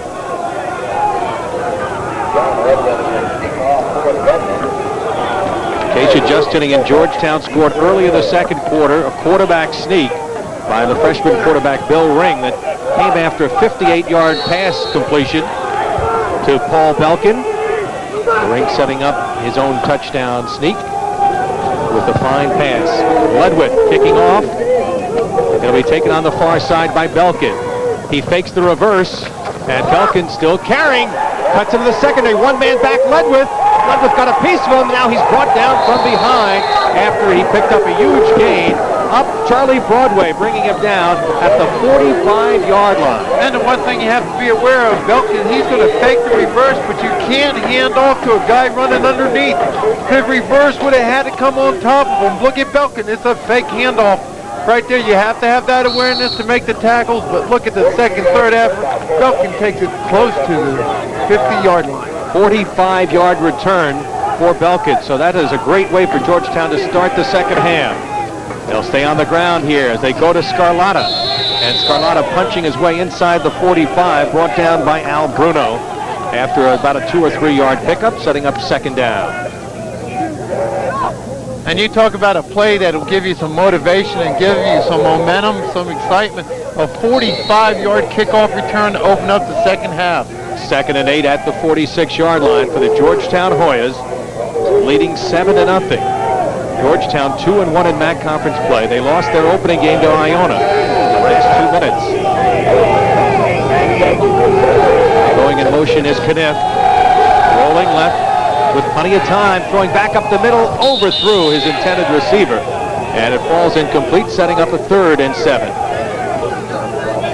Bill Ring with a very good first half, Marty, for this freshman. 8 for 19, 136 yards. And no interception. And let's give credit to Steve Dombrowski right here, number 71. He's going to come in there. Give Ring, it's a little late, but he's going to let Ring know, hey, I'm coming after you every play. That's something they didn't do in the first half at all, Marty. They didn't get that kind of rushing the passer effort from the front four. Well, that may be the first time all day that Ring hit the ground. So a big 3rd and 7, let's call it. Couple going in motion, nobody back to block. He gets protection. Throws for Belkin. Belkin cuts inside, has the first down. Nifty move on Klein as he cut in on him and was finally taken down by Walter DeForest. And Belkin knows right where the defender's coming up. Klein, he turns inside, picks up the first down. Watch Ring, he goes back. Again, no pressure. You're going to see Dombrowski come late. There's Belkin, he turns inside. Klein can't stop him from picking up the first down. Well, DeForest comes over and finishes them off. 1st and 10 at the 33-yard line. Paul Belkin having a fine game. Last week caught a couple of passes for 38 yards. He's had a fine game so far today. DeWitt, and he is driven down. Walter DeForest bringing him down, but there is a penalty marker on the play. Walter DeForest looked like he was shot out of a cannon as he went after DeWitt on that play. Well, DeWitt's going to try to take it outside. He has to break it in. Blue. A big holding penalty on Georgetown, which will nullify that short gain anyway. So that will bring the ball back at least 10. The Georgetown Hoyas holding against Georgetown. Still first down. Will now have a 1st and 20. Look at 29-year-old coach Bob Bender, first-year coach. Came over from Johns Hopkins. Now 1st and 20. Benson, I'm sorry, at the 43-yard line. There he is. He's having another outstanding day, but you know, you can't rely on one player. Walter DeForest has had an incredible year, but he's going to need some help. Now the freshman quarterback didn't like what he saw, and he has opted to take one of the 3 timeouts they have, and will come to the sideline. And we'll go for a break. Time out of the field, early second half. St. John's trailing Georgetown 7-0. Thank you. And Bill Ring, number 12, right there making the proper decision. If you don't see the alignment you want, it's 1st and 20, call timeout. That's an experienced move by a young quarterback. He's been gaining confidence according to his head coach. 1st and 20 at the 43-yard line. Ring again gets great protection. Throws short for Mayer, and he's driven back as he caught the ball at the 40-yard line. Steve D'Amicus, who we haven't mentioned much today, making the tackle there. Well, Mayer right there, he doesn't pick up a lot of yards, but it gets him within 2nd and 15. In case you're just tuning in, Georgetown scored early in the second quarter, the only touchdown in this game. Remember, there were 82 points scored last year between these two teams, but the defense, the story today. 2nd down and 17 at the 40-yard line after that 3-yard pickup. Mayer coming in motion. Ring coming to the near side. Throwing deep downfield for Belkin. A fight for the ball. Who's got it? Looks like an interception there. Let's wait. No, Kurt Ditzler had the ball in his hands, but they will rule it an incompletion. Well, number 47, Walter DeForest, is going to come on a delayed blitz.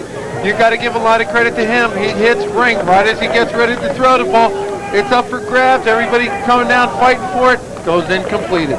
Now you saw Ditzler, and we'll get another look at it once again, fighting for possession. Watch number 47. He's going to come in there right there. Throws Ring out of sync on throwing the ball up. It goes down into the end zone. There's everybody fighting for it. It's up for grab. You got 2 defender, 1 receiver. It goes up, and it's going to come down as an incompletion, hit the ground.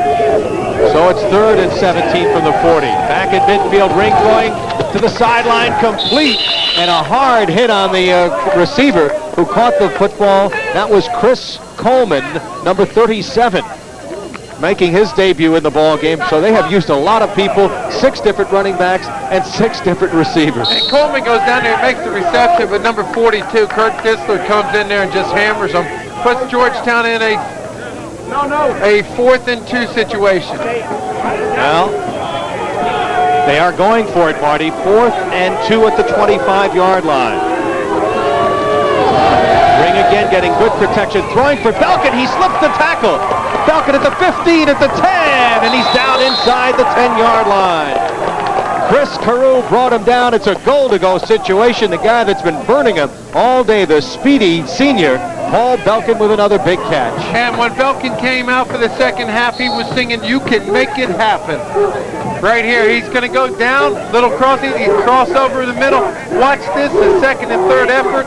It's a wet turf. You see number 47, he's on the ground, and Carew comes in to make the tackle. 16-yard pickup. It's 1st and goal at the 9-yard line. The Redmen defense has to stand tall here. Out of the I formation. Now Uppel goes in motion. DeWitt the single setback. The handoff to DeWitt. Turns the corner. Chase to the far sideline. And will be down at around the 3-yard line. Run down by Mark Bernardini, number 28. But he showed the speed. He could turn the corner. DeForest was chasing. Couldn't catch up to him. And Georgetown comes with that counter trap. They're going to pull the offensive guard and the offensive tackle. DeWitt hops in the back pocket. Takes it down close to the 1. Watch the offensive guard, offensive tackle. They're going to close out the corner. There's DeWitt. He's got the angle. He's got the speed. Just short of the touchdown by 1 yard. All right, Brock Dubin, number 68, will come in the ball game as a blocking back, 6'2", 290 senior, taking a page out of the jumbo offense of Joe Gardy.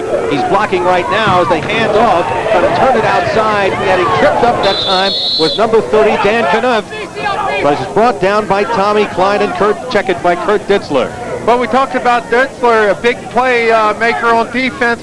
Remember, he's playing on a bad knee. He comes up, makes the tackle for a loss. He's had back problems. Now it's 3rd and goal. There's a look at Ditzler, the exciting freshman from Islip High School on Long Island. 3rd and goal from the 3-yard line. Mayer checks into the ball game late for the Georgetown Hoyas. 5 minutes gone here in the 3rd quarter. They lead it 7-0. They're looking for more. Single setback is Uppel. Mayer coming in motion. Ring rolling left, in trouble, being chased. by Dombrowski. He'll try to score, and he goes in for the touchdown. He was able to just get by Steve Diamikis. Dombrowski was chasing him, but Ring with his second rushing touchdown of the day, and the freshman quarterback has put his club in front 13-0. Well, right there, Steve Diamikis, number 17, indecision. He doesn't know whether to come up and hit Ring or go back and take coverage. Anytime you see a quarterback scrambling, you freeze as a defensive player. You've got to make that proper decision right there. Indecision gave him 7 points. Brendan Gahn to try the extra point.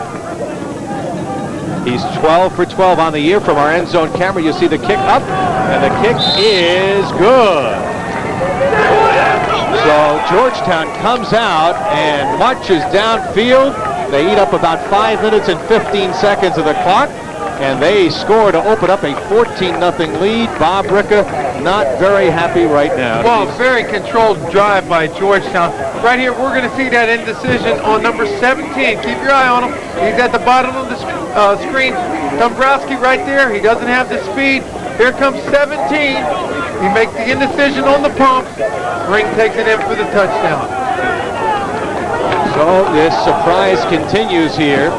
This fired up Georgetown team under their first-year coach playing a very inspired game today. They've shut out St. John's up to this point, and Bill Ring has shown a lot of poise today. And the big problem now, St. John's has to play catch-up. Their quarterback is struggling. Anthony Russo not having a big day, but, you know, Anthony Russo needs some help. Sharkey, 4 of 19 for 49 yards, 1 sack, 1 interception. He's going to have to move this offense. Gone to kick off, line drive kick. Anitra bobbles it, will pick it up inside the 25, nowhere to go, and it'll just be brought down at around the 27-yard line. However, there's a loose ball. They fight for possession there. Let's see what the call will be. A scrum for that loose ball. They're still battling.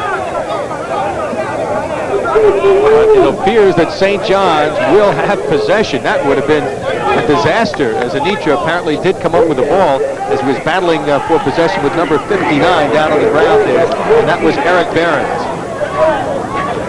Well, tonight at 7, Sean Burke. 1st and 10 at the 27-yard line for St. John's, trailing 14-0. Russo tries the right side of the line. He won't go anywhere, as he was brought down by big number 99, Jim Klessel, the junior, 6'4", 220-pounder. Hey, Klessel showing excellent speed for a guy 6'4", 220. Plays right down the line of scrimmage. Anthony Russo, a short gain of 1 yard. He was MAC Player of the Week 3 weeks ago against Johns Hopkins. Well, that scoring drive for St. John's, or rather for the youngsters from Georgetown, 11 plays, 46 yards, and Ring going in on the touchdown run. Sharkey going for up the middle. It is going to be incomplete, intended for Anthony Iadivio at the 43-yard line. And Sharkey goes back. He's got time for the first time in a long time. Just underthrows Iadivio. So it's now 3rd down for St. John's, 3rd and 10 at the 27. Sharkey now 4 for 20 with 41 yards. Tommy McPherson again, St. John's leading receiver, out for the rest of the season with a knee injury. Suffered that actually 3 weeks ago and continued to play with the injury. And then finally the doctors said, you know, they checked him out and said, you can't play anymore. Loose ball, and it appears it's recovered by Georgetown off the exchange. Number 51, I believe, came up with the football for the Hoyas, and 99 there as well was Jim Klessel. And that's what happens when your quarterback is struggling. He doubts himself. Right there, Sharkey's going to pull back. He gets the ball. He fumbles the ball. A big turnover. Watch Sharkey. He pulls back. The ball's right there. He just doesn't find the handle. A big mistake by the quarterback. And there you see Klessel, who made a big play moments ago, number 99, fall on the turnover. That's the 3rd turnover for St. John's. Uppel, straight ahead. Hits a brick wall as he's driven back by St. John's. Steve Dombrowski. Bob Ricka wondering what he can do to turn this team around. A bad start here in the second half. His defense allows a long drive. Now his offense turns it over. This is a very critical moment. Second and 8 at the 31. And it's going to start to show on the defense. Remember, the offense of St. John's, 2 plays, and then the fumble on the third. The defense is back out on the field. They'll stay on the ground. Uppel holding onto the football. Good leg drive. Continues to battle for extra yardage. Inside the 20 to around the 18-yard line, close to the first down before Chris Carew got it. And let's just call Uppel hammerhead right there. Just puts his head down. He's driving. Timeout by the referee out there. Is going to be very close to another first down. They will bring the chains into measure as we look at the replay. There's the counter trap again. You're going to pull your guards and tackle. Watch out. Well, he's got his head down. There's the force, and here goes Hammerhead. He's going to drive, and he picks up another 3 yards. Michael Cotter had a shot to get him initially, number 53. Just short, as we see. But again, Barry, now you're 3rd and 1. If you reverse the coin, St. John's has always been in 3rd and long all afternoon. Uppel 6 carries for 26 yards. It's 3rd and 1 at the 19-yard line. They have thrown a bunch of running backs at St. John's this afternoon. And there's a look at number 67, John Calloway. He's been doing an excellent job pulling out, knocking down that defender from St. John's all afternoon. All right, they'll hand off, and a fumble this time on the handoff. And it appears that they have recovered, but will be shy of the first down. As Mark Hall, Juan Barrows, number 34, who has just checked into the game, becoming the 7th running back. That's a strange play. You bring a guy in fresh who hadn't played at all, and he fumbles on the first time he's touched the ball, Marty. Well, the one thing you don't want to do, you don't want to make a mistake in the red zone. They're down there. It's 4th and 2. You've got to pick it up. Your offense has been moving. Your defense is playing well. The momentum. St. John's is right now, they're looking for somebody to come up with a big play. And Georgetown will take their second time out of this second half to talk it over once again on a 4th and 2. We'll be back. Right now, the Hoyers leading the Redmen by a score of 14-0. With Marty Lyons, Blake Jones, number 14, new quarterback in the ball game. Seldom used, 5'10", 175-pound senior. On 4th and 2 at the 20-yard line, he will be the holder for this field goal attempt, which will come from the 27-yard line. A 37-yard attempt for Gahn. The left-footed kick is up. The kick looks good, and it is good. So Brendan Gahn, who has excellent range, has kicked his 6th field goal in 10 tries this year, and the Georgetown lead is up to 17-0. And there he is, a very happy kicker. Gahn just puts it right through the upright. Now it's 17-0, Barry, and it's a deep hole to come out of. Watch this, the ball snap. Quarterback Jones takes it down. Beautiful soccer-style kicks right through the upright. That's his longest field goal of the year. Brendan Gahn, just a freshman from Las Vegas. A lot warmer in Las Vegas than it is here today, Marty. But the one thing you can feel up here in the booth, Barry, besides being cold, is the momentum and the enthusiasm Georgetown is, relaying from their sidelines onto the field. This team is fired up. They're inspired. They want to win today. Well, Marty, speaking of hot weather, their final game of the season will come, of course, in Bermuda. They play Washington and Lee, and we'd love to televise that game, I'm sure all of us, but that'll be their final game. If you'd like to donate, Marty, send a message out. We'd love to be down there. Right, send your donations to Bob DePoto at Sports Channel. Now St. John's needs a big play from somebody here. That one fumbled, still fumbled. Hatwood picks it up, and the track star still going across midfield to the 46-yard line. But the one thing Hatwood did, every time he fumbled, he was going forward. He never had to fall on the ball. Picks up 22 yards. Now St. John's has to make something happen on this offensive possession. Watch Hatwood right there. He fumbles it once. He's going forward. He fumbles it again.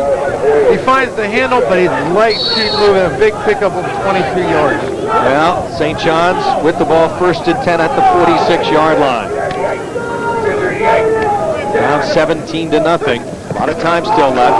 They'll try Russo. Russo, the cornerback. That's the best run of the day for Anthony Russo, whose longest run was 13 yards in the first half. Well, the one thing you got to do if you're St. John's, you have the bank back there and you're behind. Always go to the man that's gotten you this far. Go to Anthony Russo. 21-yard pickup for Anthony Russo. 1st and 10 at the 25. This is the deepest penetration St. John's has had since early in the game. Russo dives forward, initially tripped in the backfield. by Ryan Long, number 97. But Russo always looking for that positive yardage. Dove forward. They'll mark it for about a 4-yard pickup. Let's call it 2nd and 6. Russo with 87 on his left wristband. Of course, Tommy McPherson wore number 87 and very unhappy that, of course, he's not able to play with the injury. So it's now 2nd down. Sharkey stays on the ground for Russo. Hit as he got maybe to the 20-yard line by Tom Wanaka. Wanaka with a good tackle. There's the number 87 for Tommy McPherson. Of course, McPherson was a teammate of Iadivio and Sean Sharkey in high school. They all went to the same high school, Valley Stream Central. 3rd and 5 at the 20-yard line. St. John's with 5.5 minutes to go in the 3rd quarter, trailing in the ball game 17-0. Russo way back behind Sharkey, about 7 yards deep. He gets the call again, will not get the first down, but now loose ball. It's still loose on the ground. And St. John's has recovered. They pick up some yardage after the fumble. Parker coming up with the ball, a break for the Redmen there, but it appears to be still shy of the first down by about a yard or two, Marty. And it's going to put him in a 4th and 1 situation. You know that Bobrick is going to have to go for it. Let's look at the fumble. And that is enough for the first down. What a break. Well, here's the 2nd and 3rd effort. Watch the swarm defense of Georgetown. They're coming in there. Here comes the ball. A big break for St. John's to recover that fumble. So it's 1st and 10 at the 14-yard line. St. John's trailing 7-0. 17-0, I beg your pardon. Sharkey, quick pitch to Iadivio. Iadivio still pushing forward to get extra yardage and take it down inside the 10 at around the 7-yard line. Sam Wales pushing him down, but a good toss to Iadivio on the far sideline. And that's what Sharkey has to do. He has to relax more. Take a little bit of pressure off yourself. Throw it to your receivers. Make sure you get the pass to them. And then let the receivers like Anthony Iadivio do something after they catch the ball. 2nd down, and let's call it about 2. They've marked the football. And actually, they're going to bring the chains in. A little tough from the angle here, but he may have picked up enough for the first down, or they will bring the chains in. They have marked it inside the 5-yard line, the ball. It's a 2nd and 1 situation. It's more or less a waste down. Now look for Russo to take over. They've got it inside the 5. They have to get something on the scoreboard. Now Sharkey, all you have to do is hand it off to Russo. Let him do the rest. 2nd and 1 at the 5-yard line. He's the single setback. Russo hit and driven back. Maybe got to the line of scrimmage. His forward progress hit hard that time as he got to the line of scrimmage and driven right back. And that's a no gainer. We'll give Georgetown's whole defense a tackle on that. Russo had nowhere to go. Great penetration. Actually lost a half a yard. Watch here. Here you'll see the battle of the defensive linemen. They push the offensive lineman back. Everybody comes in there, gets a piece of Russo, goes right down on his back. Here's Sharkey on the keeper, diving and looking to pick up that very short yard for the first down. On the option, Sharkey diving forward. And the officials have indicated that they will ask for a measurement once again, and they'll bring the chains in here. Boy, you thought it was a throwaway yard. That was 2nd and 1, and they are still short. How about the defense at Georgetown, Marty? On 2nd and 1, and on 3rd and less than 1, they hold St. John's, and now it is 4th and inches inside the 5. And Barry, we're getting late in the 3rd quarter right here. St. John's, they have to get some points out of this drive. Otherwise, Georgetown could just put them in a big hole, and there's no way out. They can start throwing the dirt on the Redmen if the Redmen don't get any points out of this drive. You watch from our end zone camera. Sean Sharkey now from our ground level camera. Chris Galander snapping the ball.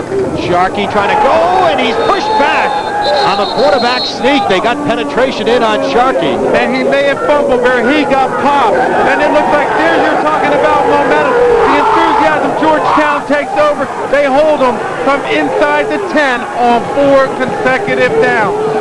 Warrior Mania here at Georgetown. Tom Wanaka coming up with the big play once again. The young man from Staten Island, from Monsignor Farrell High School, who's had a great game already. Watch Wanaka, number 57. He's going to bend Sharkey right back, right here. Oh, wow. Sharkey goes to his knee. The ball comes out. Georgetown takes over. 1st and 10 at the 5-yard line. Uppel straight up the middle into the secondary. Breaks a tackle. Gets a block and driven out of bounds after picking up the first down at the 23-yard line. There is a penalty marker on the play at the sideline where he was knocked down. And it's holding against Georgetown right there. It won't hurt them that much, Barry, because they can't take the full 10 yards. It's only going to cost them 2.5. Let's go down to the field, and here's Carl Reuter. Defense came back out on the field. Before the St. John's defense came back on the field, you see assistant coach Ernie Olson. He went over the different defensive schemes, and the last thing he said was when he looked back up at the plays, he said, fellas, sad eyes and not being hungry enough is not going to win us football games. St. John's is totally down on their side of the field. All right, Carl, good report. You can see it the way they have played. Holding Georgetown, still first down. But the penalty won't hurt them that much. Remember, they were inside the 5. It's going to be a 2.5-yard loss. There's Bob Ricca. He's got to be frustrated. He's looking up. It's late in the 3rd quarter. I'm running out of time. I'm 17 points down. On the other sidelines, you see Bob Benson. The enthusiasm, the young coach telling his truth. Hey, guys, we're close to getting a victory. We'll go to 3-1 in the MAC and no telling what happened. Well, football is in a game of emotion. Underdogs can win, outplaying favorites. Now we have a dead ball foul, personal foul, defense, automatic first down. Well, they marched off the first penalty, did the second, giving Georgetown a first down. There's Bob Ricca. He's holding his hands up. Hey, what can I do? That second flag that we spotted near the St. John's sideline was apparently the personal foul. So Bill Ring has a fresh 1st and 10 at the 17-yard line. Here's the pitch as they try to turn it outside. Number 30, Kniff, taken down after a short run by Walter DeForest. Danny Kniff, the freshman out of Fordham Prep, who was MAC Rookie of the Week in the opening ball game against St. Peter's when he carried 12 times for 134 yards. And he's the future, along with Harry DeWitt. We've seen him, number 21. They've used a lot of young players today. They're rotating their backs. They're trying to wear down this defense. But there's a guy, number 47, DeForest. You can't wear him down. He's going to go for 60 minutes. He's a little frustrated, but he's got to play hard. Well, the rest of his team hasn't played with the intensity he's shown. Scarlatti going in motion. They go to Uppel, and Uppel will cross the 20. And again, the aforementioned Walter DeForest, who had 18 tackles in one game against Canisius. That was a loss. Has come up with close to those kind of numbers already today, Marty. With a little bit of help from Ray Lambright right there. Lambright again having a great year. But they've got to be a little frustrated right now, Barry. They're looking up as we isolate on 47. He closes the gap. There's that defense swarming. They've got to do it more often. They've got to create turnovers. They're looking up. They're 17 points down. 3rd and 7 from the 20-yard line. They've got to get the ball back to Redmond here. They send a man in motion. Kniff. Again, Ring with plenty of time. Throwing deep, wide open, and dropping the football, John Dooley. And Dooley would have had 7 right there. He's got to concentrate. He's got to come up with the ball. But remember, number 47, we've talked about him stuffing the hole. He's back there in coverage. Just a day late, dollar short, and a drop pass. You got to be impressed with the arm of Bill Ring. He put that right on the money. Well, Bill Ring is throwing it out, but you got Dooley behind the coverage. Right there, he's got to make that reception. He's got 60 yards of open field. Here's the punt, a short one. John will let this one roll. No return this time for O'Leary. It takes a good Georgetown roll. It rolls an additional 10 yards. And finally will die at around the St. John's 43-yard line. And with 2 minutes to go in the 3rd quarter, it's 17-0. And there's John Callaway, number 67, the offensive left guard. He's been having a great day. If he's hurt, that could be a big blow to the offense. Give credit to that offensive line. It appears he's shaken up. But it looks like it could be an ankle or a knee. He's got that knee brace on. We got to hope for the best right now. As St. John takes over, great field position. Ball up at the 43-yard line, 1st and 10. Play action, Sharkey throwing on the run. Iadibio trying to make the diving catch. and they will rule it a completed catch, a first down.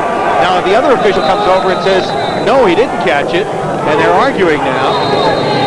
And it looked like to me, Barry, that it did hit the turf, even though Iandivio makes the effort to come back.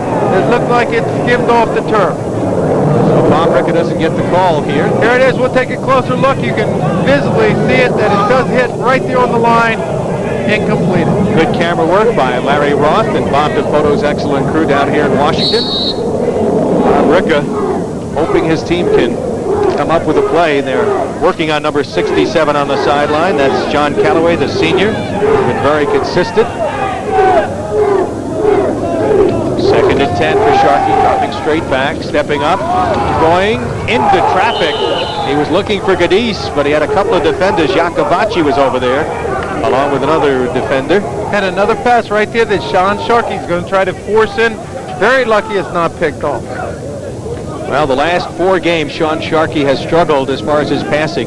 His numbers today, 5 for 23 for 50 yards. And last year against Georgetown, by the way, he was 18 for 33, 247 yards and 3 touchdowns. What a difference a year for St. John's. They had 688 yards and 49 points against Georgetown last year. Here's the interception by Fazio, and he's chased to the sideline, and he goes in for the touchdown. Well, Sharkey goes back. He's going to get pressure. He throws the ball up. Fazio picks it off, and he took it back all the way, Barry. That could put the game well on ice. However, there is a flag upfield at the 25-yard line, so let's hold everything. Could be an illegal block maybe on the return after the interception, Marty. We'll wait as the officials are conferring. Nope. The penalty is against St. John's, so the touchdown stands. And it has been all Hoya here today. And this is a fired-up team right there. You see Chris Fazio being congratulated by his teammates. Just comes up with a big play. Again, Sean Sharkey, ill-advised pass, goes for a touchdown. Chris Fazio, who's their best defender, their guy who plays the one-on-one coverage, big play guy, and Bob Ricca just stunned right now. Well, Bob Ricca's more than stunned. He's kicking the turf. He sees that MAC Conference championship just slipping away from him. Gahn will attempt the extra point. St. John's down 23-0, and now it is going to be 24-0. What a difference, as we said, a year makes. And for the Georgetown Hoyas, embarrassed last year, giving up all those points and all those yardage, now shutting out St. John's. 24-0. All right, we're going to talk about Fazio making the interception, but watch number 47, Brian McNulty. He's going to come into the picture right there. He hits Sharkey, the ball thrown up, and Fazio, he's going to take it back 56 yards for the touchdown. Here it is. There's nobody around the bear. He pulls away. Takes it in for a score. There it is. There's Sharkey. He goes back. He sees the pressure. He throws off his back foot.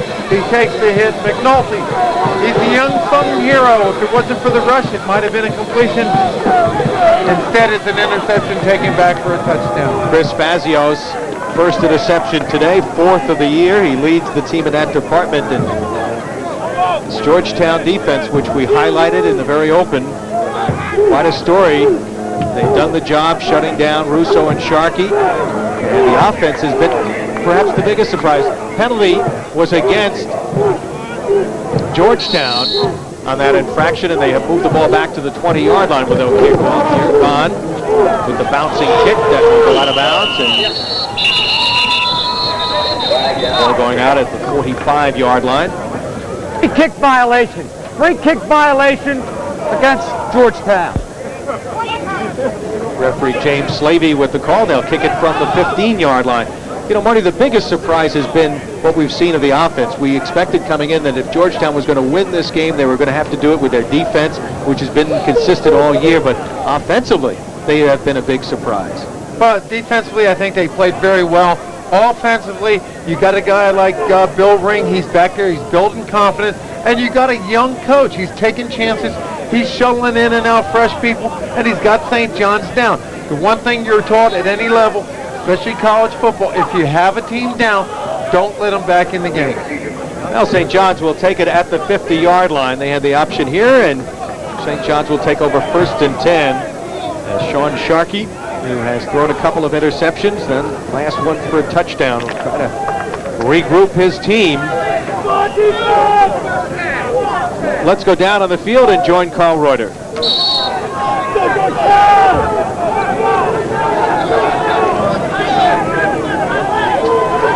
All right, back to the action here. We'll go to Carl in a moment. Sharkey handing off to Russo. Russo, good yardage, could go here. Down the near sideline. He's in for the touchdown. Well, that's the game breaker right there. You got to get the ball to Anthony Russo. Right there, he takes a gain, a ball that should have been gained for 5 yards, turns it into a big gain of 50 yards for a touchdown. Anthony Russo with a 50-yard touchdown run, his 13th touchdown run of the year, his 56th career touchdown, and 54th rushing. So he continues to pile up the numbers on the 50-yard run right here. And now St. John's appears to be going for 2. They will. Down by a score of 24-10. They need as many points as they can possibly gather. They'll go for 2 here. Sharkey calling signals. Movement in the line. A little penetration there. Let's check that, Barry. It's 24-6. Right, 24-6. You're right. Anticipating maybe another point here. Offside that time was number 97 Ryan Long, but let's see if they say he was drawn. Nope. And with that run, Anthony Russo, that's 25 out of the last 39 games, rushing for over 100 yards, and the first player in St. John's history to run for 1,000 yards in 4 consecutive seasons. 26 carries, 146 yards for Russo. Sharkey going to the 2 here. That's Broadway going in motion. Sharkey rolling, looking, dumping it off at the goal line, incomplete. And the 2-point attempt goes awry. And with just 25 seconds to go in the 3rd quarter. And you almost have to question that call. When you have a running back like Anthony Russo, you only need 1.5 yards. Give it to your horse. Give it to the guy that just ran it 50 yards for a touchdown. Let him take it in.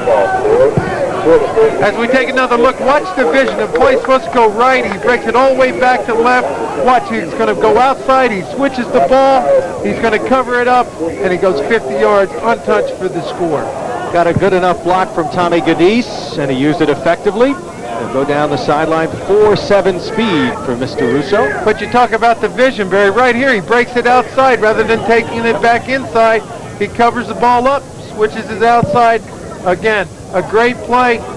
Now he's got to worry about that. You're getting down late in the 3rd quarter. You have 15 minutes to play, and you're still 18 points behind. Well, we've seen St. John's with some miracle finishes over the last couple of years. They were down against St. Peter's, down against Marist, came back on 2 earlier Sports Channel telecasts. Let's see if they can do it again here against a very tough Georgetown defense, which had almost 7 quarters of shutout football going back to the Catholic game. And it shut out St. John's until just 25 seconds remained here in this 3rd quarter. And as we looked at Anthony Russo, he has 147 yards rushing. He doesn't even look like he's tired. Very durable runner. He can carry. In fact, he likes to carry the ball 40 times a game. Ludwig to kick off here. St. John's defense has to force a turnover. Got to score quickly. Taken upfield by Belkin. No reverse this time, but he spins away from the 1 tackle. Spins away again. Shoddy tackled by St. John. And Belkin gets close to midfield. And when Belkin, he returns in another big one and gives his offense excellent field position. This one he returns for 33 yards. And it was the kicker, Ledwith, who finally got a piece of him at the end, the last man back. Well, you want to talk about missed tackles, Barry. We can count them on this play. It's coming up. We'll see 1 here. There's DeForest. He gets hit by his own guy. There's the 3rd one. The Amicus, he's going to miss them too. Just a great effort by Belkin to take it back 33 yards. Broadway tripped him as we go to the live action. This is Uppel. Got away from Wade. Uppel for about a 9-yard pickup, brought down on the far sideline after he picked up about 9 yards on the play. by Ken Forte. And Paul Uppel right there, he just stiffs arm Marty Wade, number 32 of St. John's, to pick up 9 yards. Again, Barry, we're talking about 2nd and 1, 3rd and 1 for the Hoyas of Georgetown all afternoon. Let's join Carl Roeder down on the field. Barry, Marty, perhaps the only blemish for Georgetown so far on what has been a perfect afternoon despite some bad conditions is the loss now of number 67, offensive guard John Calloway. He's on crutches, being iced down right now on the sidelines. He's got a strained left knee. He is finished for today, but his spirits are still high. All right, Carl, 2nd and 3, and Uppel driven back as he was hit hard once again by a man we've been mentioning quite a bit, Walter DeForest. There's a look at the injured player on the sideline. And that's going to be a big loss. John Calloway has had an excellent game. As we see, we're coming to the end of the 3rd quarter. The Redmen behind by 18 points. This has to be quite a shocker. St. John's coming off the big win last week against Duquesne. Certainly flat today and being outplayed by Georgetown. We head to the 4th quarter with the Hoyas leading the Redmen. You're watching St. John's football on Sports Channel. Anthony Russo giving him 146 yards on the afternoon through 3 quarters and getting close to the record. Trying to pass Joe Dudek and came in needing 253 yards to do that. But more importantly, his team wants to get the ball back. It is 3rd and short yardage here as we begin the 4th quarter. And Ring to throw. Chased by DeForest, throws up the middle, and it's going to be a diving catch by Dooley, but there is a flag back in the backfield where Ring threw the football. It'll be a holding penalty, and that will negate the play. And you go from 3rd and 1, you go for the gamble, you had the timeout, you talk to your coach. Rather than picking up the 1st down with a strong running attack, you do a little play action. The defense of St. John's, they're all cluttered together. You make a big reception to Dooley, but it's called back because of holding. There is a flag also in the defensive backfield about 30 yards downfield, so we could have 2 penalties here. The officials will confer. The initial penalty was a hold. We'll see if we can pick it up here. Dooley slams the ball down, and there's the flag. Good camera work by our crew, and we spotted Dooley getting called for the penalty. First we have holding. Georgetown, still 3rd down. Hold that spot. Hold that spot. And now we have a dead ball foul, non-contact foul, blue. Unsportsmanlike conduct on Dooley. Now Barry, you go from 3rd and 1 to 3rd and 29. That's a 25 or 26 yard penalty if the arithmetic is close. And so the ball moved back to the 25-yard line. They have to go to the 42-yard line to pick up the 1st down. 3rd and 33. So the freshman quarterback, Bill Ring. Will he play it cautious here with a lead? Probably. Looking from the eye. The pitch is to Kniff. The freshman taken down as he got to the line of scrimmage. And brought down by John Anitra. It'll set a punting situation up. And St. John's will get the ball back here as O'Leary has checked into the ball game. He'll be the safety. And worse than anything, Barry, what that penalty did is going to give St. John's excellent field position, an opportunity to get right back in this game. Well, in the past they have been an explosive scoring team. They put a big rush on and a good kick. O'Leary will take it at the 37-yard line. O'Leary at cross midfield gets some blocking down the sideline, and he's taken down after a big return. Brought down on the far side by the punter, Joseph Piscatella. If he had gotten around Piscatella, he would have had a touchdown. And O'Leary takes that one back 34 yards. Now your offense has great field position. Time for Anthony Russo to go back to work. There's O'Leary, breaks the tackle, gets a block by DeForest there, gets another block, picks up 34 yards, tackled by the punter. O'Leary has been outstanding on punt returns, one of the bright spots today for St. John's. 1st and 10 at the 28-yard line. Early 4th quarter, St. John's trailing by 18. Russo skipping outside, trying to turn the corner. He does. He's got 5. He's got 9 as he goes out of bounds. That'll stop the clock as he goes out around the 16-yard line. And Anthony Russo takes a no-gainer and turns it into a gain of 7 yards. Right there, he's going to bounce it down the line of scrimmage. Well, he picked up more than 7. He picked up a 1st down. Picked up about 12, I guess, on the play. Watch him as he runs behind his offensive lineman. It's not here. No, not there. There's that burst of speed, picks up the first down, and just keeps going right there. Little stiff arm right there. That was to Sam Wales. Now again, Russo tripped up as he got inside the 15. Let's see where they say his knee went down at around the 13-yard line. Hurry up offense here for St. John's, Marty. Well, you got to remember they're 18 points behind. It's the fourth quarter. They want to get a little momentum. Hey, just keep giving it to Anthony Russo. Something positive will happen. 2nd and 8 from the 14-yard line. And short yardage right there for Russo, brought down by Alex Petrosky, freshman linebacker, number 55. Again, St. John's without a huddle. And the only problem with this hurry-up offense, you got to give Anthony Russo time to get his feet back underneath him, time to take a break. There's an excellent block by him. He throws it up. Almost intercepted by Wales as the intended receiver in the end zone was being well defended by Sam Wales, number 2, the sophomore from Jackson, Mississippi. Threw that one certainly up for grabs, Marty. It'll be 4th and 4 from the 10. And Barry, we're getting down close to 13 minutes. Sharky's got to be very careful. You got to get some points out of this drive. Right there, he throws it up for grab, almost intercepted. Gadis was the intended receiver, but Wales certainly a better chance to pick that one off. Biggest play of the game for the Redmen here. 4th and 4. Sharkey with a little play action. He'll roll to the right, in trouble, throws, Parker, touchdown! But there might be a flag on the play. There's a penalty marker down in the line of scrimmage, and this could be negated. Let's see. Barry, it came from the umpire. That's usually where you see holding, and that's the call. It's going to go against St. John's. A big mistake, a crucial mistake. He erases that touchdown. And Parker upset. Bob Ricca, hands on hips. Here, we'll try to pick it up for you. Look at Sharkey. It's a play action fake. They're looking. There's the flag coming in. Sharkey, a great throw to Parker. All for naught. Well, it was Parker who caught the game-winning touchdown pass in the opening game against St. Peter's in the closing seconds. Now St. John's faced with a 4th and 14 at the 21.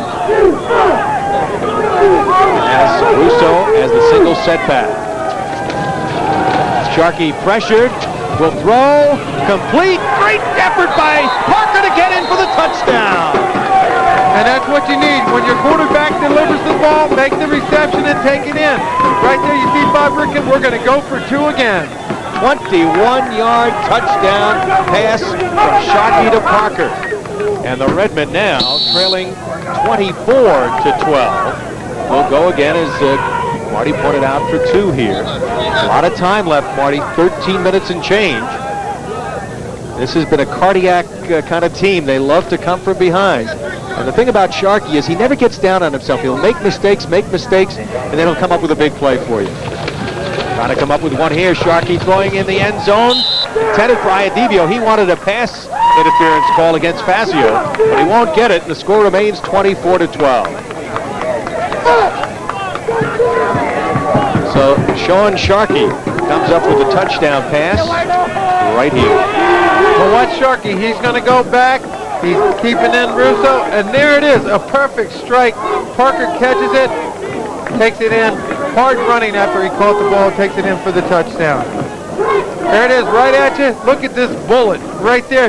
Now, we've seen Parker drop a couple of those today, and we've blamed Sharkey. Right there, he holds on to it, takes it in for a score. Mike Cedar, number 18, had a chance to wrap him up at the 5-yard line.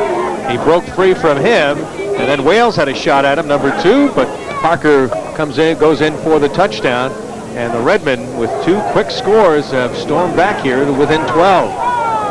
Plenty of time left, especially if this young man right here, number 18, Sean Sharkey, can get hot. He can bring this team back. You see Russo, he's strong. Right now, you got to hope that your defense can go out and shut down this running attack and shut down Bill Ring of Georgetown. Sharkey's 14th touchdown pass of the season and 44th in his career.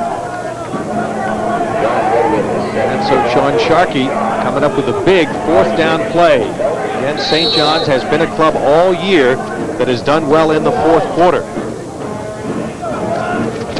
Come from behind in a couple of their wins. They've outscored their opponents 80-51 in the 4th quarter. And that one fielded upfield by number 24. Whistle blows as Kevin Pellegrini has it. And that last drive for St. John's, a good one as they come up with it. And the touchdown pass on 4th down results in the 6 points, and St. John's now trailing 24-12, but it'll be 1st and 10 at the 35-yard line. I asked you to do your job. Where's my man Cap? That's what we worked on all week, right? That's fine. Now we've got to get there and make plays. Be intense, stay focused. Stay focused. Big defensive play by John Anitra as he gets into the backfield and takes down the running back, Paul Uppel. Now you see the motion levels switching over to St. John's. Watch John Anitra, number 34. He's coming in from the backside. Hits Uppel for a loss of 3. 2nd and let's call it 13 from the 33-yard line. John Anitra, very fiery kind of player. 5'11", 220-pounder from Bayshore. St. John wants to turn the ball over here. It's this young, inexperienced team.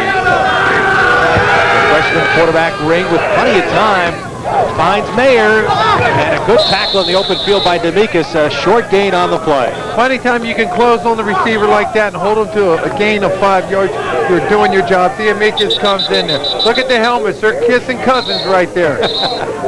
I've never seen 2 helmets get stuck like that, Barry. That is very, very unusual. Even with your kind of helmet, Ronnie. Huh? Well, there's Lambright doing a headbutt on the Riley. They just got them stuck together. 3rd and 6 from the 39-yard line.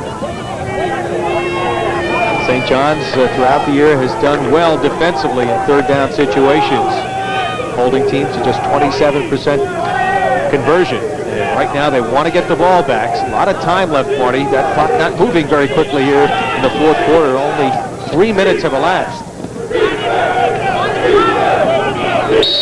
So the ball put back in play here. Clock starts to go. Working out of the I formation. Ring with a slot left formation now sends Mayer in motion. Back to throw. Has time. Throwing for Mayer. Mayer with the catch close to the 1st down. The Amicus took him down, but Mayer made a fine catch. A well-thrown ball, and it appears that it's going to be very close. They're going to be very close to a 1st down. And this offensive line of Georgetown doing an excellent job. They're picking up the blitz. There's Ring.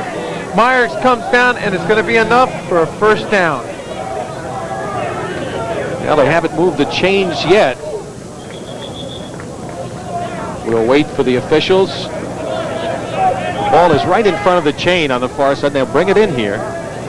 It looks like it's enough for the 1st down, Barry. A big pickup right there. Well, give credit to this team on 3rd down. They pick it up there. It is 1st and 10 now at the 46-yard line. So Bill Ring coming up with a key 3rd down pass. And he's used a lot of different receivers today. He's answered the bell, Bill Ring, huh? And Ring is 14 of 27 for 188 yards. Better numbers than Sean Sharkey. Who would have thought that coming in? Bill Ring had really not had a good passing day since early in the year. But he's only thrown 1 interception in the last 3 games. And if you include today, it's 4 games. There's a trip up by DeWitt by DeForest again. DeForest getting in, submarining the play. He's been in the backfield all afternoon. And Barry, the big difference between Ring and Sean Sharkey, his receivers, Ring's receivers are catching the ball. Right now you see Sean Sharkey, there's a great look at DeForest. He's played an excellent game. Hey, Sean Sharkey, he's got to build that relationship with his receivers so that his offense can be more productive. Right there, number 47, DeForest, he's carried the load the whole season, and he knows he's looked up, 12 points behind. I can keep my defense. I can keep my team in the game. 2nd and 12 at the 44-yard line. Chris Coleman, 37 in the ballgame, is a wide receiver. They go to the near sideline, and Coleman makes the catch. Goes out of bounds. That will stop the clock as he caught it inside the 50-yard line. So it's marked at the 49-yard line. It'll set up 3rd and about 4.5. With the clock stopped with 10:38 to go here in the 4th quarter. Georgetown, which led 24-0, now leading 24-12. Don't forget, next week on Sports Channel, Hofstra football back on the air, taking on the Fordham Rams at 1 o'clock next Saturday from Jack Coffey Field. Another big third down play here, 3rd and about 5. They pick up the blitz. Ring throws for the sideline. Coleman, a diving catch. Will they rule it complete? They do. So here's this kid Coleman, Chris Coleman, who had no receptions before today, coming into the ball game late and catching a couple of passes. Well, the one thing he's going to do, he's going to run it down and out. Look at it. He's going to be wide open. Ring makes the throw. Coleman makes the catch. Another first down. And another freshman on this young team. I'll tell you, Georgetown, with the, you can see the way this young coach's enthusiasm is certainly going to be a good recruiting force at this 1AA non-scholarship level. 1st and 10 at the 40-yard line. Ring on 1st down, going to throw, puts it up for grabs. He got hit by DeForest again. Well, I'll tell you, both linebackers have been tremendous. Tom Wanaka, number 57, and Walter DeForest, they have played tremendous games. Well, how about the awareness of Bill Ring, number 12, right there. He's only a freshman. He knows he could take the sack. Instead, he throws it up. He throws it out of bounds. No chance for an interception. Clock stops. 10-12 to go in this slow-moving 4th quarter. And another opportunity for a new set of players checking into the ball game for Georgetown. You're looking at Walter DeForest, the young man who sat out last year, went to high school in Connecticut, lives in Florida. On the ground to Uppel, nice hole, tripped up and keeps going. Boy, Uppel been tough to bring down for St. John's today. And there's a mistake, the only mistake that we've called from number 47 all day, Walter DeForest. He's got to square his shoulders up right there in the hole, make that tackle. Instead of missing it, it's close to another first down. Watch 47. He's got to keep those shoulders square. He over pursues. There's Uppel. He's going to pick up some positive yards. Puts Georgetown in a 3rd and 1 situation. Well, DeForest has got to be human. He's been in every play. He's got to be exhausted. St. John's defense has been out here most of the second half. Another big 3rd down play coming up here, and to throw is Ring. He's got a man open. It's Belkin. Belkin trying to spin away, has the first down at the 24-yard line. John and Nitra over there on the coverage, but they're really mixing up the plays here. 3rd and short, and they're going for it. Well, 3rd and 1, and you look at St. John's defense, they're all bunched in from the tight end to the tight end. They forget all about Belkin being left out. As the wide receiver, he's wide open. Ring looks out there, throws it, picks up 7. 1st and 10 at the 24-yard line for the Georgetown Hoyas, who have come out here and played a tremendous overall game. Georgetown next week will play at Canisius and finish up against Washington and Lee in Bermuda, November 20th. Hand off this time and trying to turn it outside. Once again, they go to Mark Frantangeli, the 5'11", 210-pound freshman, stopped by Steve Dombrowski. Well, Dombrowski right there is that same play. They've been very successful with it. It's the counter trap. Dombrowski, number 71, he comes from behind for a big loss of 5. So it's now 2nd and 15 from the 29-yard line. Again, they keep substituting 2 or 3 players in on the backfield on every play. And once again, changes have been made. Paul Uppel checks back into the ball game, and the clock ticking, and that is an ally certainly for Georgetown, leading by 12.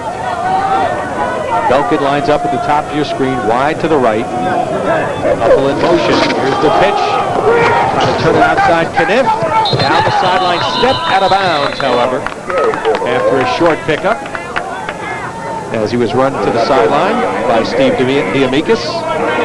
Here's a look at number 68, Al Bruno, who's had a fine career at St. John's. Bounced back from his serious injury that he had. Put some weight on, and Coach would like to see him lose some of that weight, but he has played very well nevertheless this year. Still at 260 pounds, he has the mobility. He has 4 sacks, 41 tackles on the year, and really he's an inside player. They're playing him out there at defensive end. I think he's more effective if he goes closer to the tackle. Good point, Marty. 3rd and 14. Ring again will have time to throw. He's being chased by Dombrowski. Throws on the run, tipped in the air by Diamikis, and it falls incomplete. That will stop the clock with now some 8 minutes and 1 second remaining. And with a 4th and long yardage here, up and around the 27-yard line. Coach Benson with a decision to make, Marty, his club leading by 12. Looks like they will send the field goal unit team on. Well, we mentioned this young man has quite a foot. He's already kicked a field goal, a 37-yarder, Brendan Gahn. his longest. He's a freshman from Las Vegas. Was a Division I prospect. He got hurt when he was out in high school. A lot of the big programs overlooked it. And this will be a 45-yard field goal attempt for Gong. Ball will be spotted by Jones at the 35. The kick up, and the kick is going to be no good. Just missed. St. John's will get it back. Time out of the field. Still time for the Redmen to stage a comeback. They trail 24-12 with 7:54 to 55 to go in the fourth quarter. 8-yard line for Sean Sharkey. Russo. He is driven back and taken down. Number 99 once again, Jim Plessel, and number 55, Alex Petrosky, brought him down. Russo now 30 attempts for 163 yards. You take away that 50-yard run on the other 29-yard attempts, 100 yards, that's pretty good coverage, Marty. Well, they've controlled him most of the afternoon, and you see Sharkey, they're in that hurry-up offense. 2nd and 9 from the 29. Sharkey looking deep, chased out of the pocket, going to the sideline, overthrows Iadivio as it went out of bounds, stopping the clock. So it'll be 3rd down for St. John's. St. John's came out flat. There was a scoreless first quarter. A long pass by the freshman quarterback Bill Ring set up the first touchdown early in the second quarter. A quarterback sneak. And Sharkey having another inconsistent day. He's 6 of 27 for 71 yards. Hard to believe those kind of numbers for Sean Sharkey, but he has struggled the last 4 games as far as his passing is concerned, but he's a gamer. Sharkey will throw, finds Parker wide open, and Parker, a good second effort to midfield, has the first down. We mentioned that here's a guy they have to get involved in the offense more, 21-yard pickup, especially with the loss of McPherson. He's got great hands, Parker. Undersized tight end at 185 pounds. Now the pass to Iadivio along the near sideline. He steps out of bounds after a 7-yard pickup. And the ball will be inside the 45 at around the 44 or 43-yard line. Anthony Iadivio, who led the team in receiving last year. Excellent possession receiver.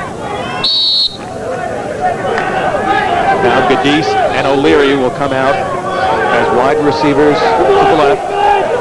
Iadivio to the right on 2nd and 3. They'll try Russo to pick up the first down. He has it. And Russo pushed forward inside the 35-yard line and inside the 35 to around the 34-yard line. And the one thing you like about Anthony Russo, he'll always keep his feet moving, and he's always trying to do something positive. Right there, picked up the first down. There's Sharkey. He's back to throw the ball again. Oh, big collision there, but O'Leary hanging onto the football as he was wrapped hard while he was trying to make that catch. Russo, by the way, picked up 10 yards on that last carry. Now it's 2nd and 3 from the 27-yard line. Russo looking for the first down, has it, and more. Russo still going, and down inside the 10-yard line, close to the 6-yard line. And he's going to pick up something positive. This team now, they have the momentum. They're playing with confidence. Sean Sharkey, you can throw out the numbers in this game, Bear. He's taking that leadership role right now. He knows he's got to get the Redmen into the end zone. 1st and goal from the 6-yard line. They try the left side. Sharkey inside the 5. Now Russo has gone over the 200-yard mark on the afternoon. He needs 53 yards in that area to become the all-time leader, but he's not thinking about that. They need to get into the end zone now. 2nd and goal from the 5. Russo fake here. Sharkey close to the goal line from our end zone camera. He's down at about the 1.5-yard line. And there's what Sharkey does best. He runs the ball. Number 97, Ryan Long, brought him down. Now they put in a defensive change here. They try to get St. John's making some changes here on this goal line. They go to a power backfield. Anitra has come in as a blocker. They go behind Anitra as Russo goes in for the end zone. And it's a brand new ball game right there, that whole drive. Sean Sharkey, Anthony Russo, nobody made a mistake. John Anitra just checked into the ball game, number 34, as a blocking back. He's been seeing double duty, the outstanding linebacker. And now St. John's, with some 5 minutes and 26 seconds, has come back after trailing 24-0 to make it 24-18. And it appears that they will go for the extra point here. The 1-point conversion. John Ledwith with Iadivio the holder. Would St. John's pull off another one of their miracle comebacks on Sportcham? High snap. Ledwith's kick is up, and it is good. Don't go away, folks. St. John's Bob Ricca, and I know that his mother is watching this game at home in Smithtown. His mother recently got out of the hospital. We want to wish her the very best. Lucy Pelleccia is watching the game on TV. She says, don't get too excited, Mom, but she's got to be pretty excited, and so is Bob Ricca. Well, the one thing Bob Ricca has to know, this is a barn burner right here. Well, let's take another look at the touchdown. Anthony Russo right there, he just runs it in for the score. Second rushing touchdown for the touchdown maker, Anthony Russo. Now 14 on the year, and his 57th career touchdown. That last drive, some 10 plays, 72 yards, and a lot of time left for the Redmen to come back. You know, if you're Georgetown, Marty, you're a young team, and if you're Bob, Benson, you got to learn how to win these kind of games. And you got a lot of young players. And the one thing you have to learn is you're never out of a game. Well, we've certainly seen that with St. John's in previous years with the Iona games that we've televised in the past, winning on the final play. John Ledwith kicking a field goal 3 years ago to win that game. And don't forget, you St. John's fans, next Friday night they'll renew that rivalry at Redmen Field at 7:30. Squib kick, bouncing downfield, Fazio to pick it up at the 25, up the sideline, shoved out of bounds in front of the St. John's bench. And a little pushing and shoving going on over there. That's Charlie Broadway, it was Hatman, number 23, maybe, in the middle of things.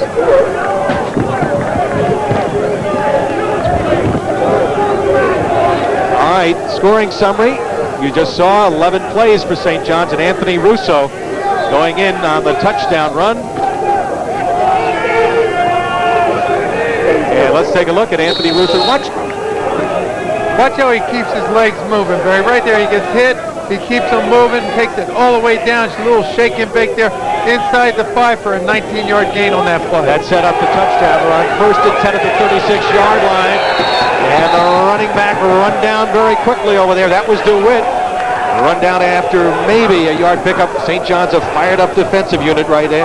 Steve Diamika's coming up and banging him. And St. John's, you didn't see that enthusiasm for the first 3 quarters. Now they know the game's on the line. They know they're only 5 points behind. This team is fired up. Their conference chances on the line. Iona 4-0 in the league. St. John's trying to go into that game next week and make it mean something. 2nd and 10 at the 36-yard line. 4:08 to go. Now check that, 4:45 to go. Back to throw Ring. Again, has plenty of time. Throws, and it's going to be complete upfield to Coleman. Coleman hit shy of the first down, up at around the 43-yard line. And Coleman's going to be 3 yards short of the first down. The defense of St. John's needs to come up with a big play. We're getting down close to that 4-minute mark. So it'll be 3rd and 3 at the 43-yard line. Again, changes made in the offensive backfield. Kniff checks into the ball game, replacing DeWitt as the tailback. And remember, Georgetown, they used 2 timeouts early in the second half. They're left with talked about big plays by big players. Number 17, Steve Diamika comes in there, levels Ring. St. John's is going to get good field position. 3:58 to go, and O'Leary has returned punts very effectively today. He's back standing at the 30-yard line.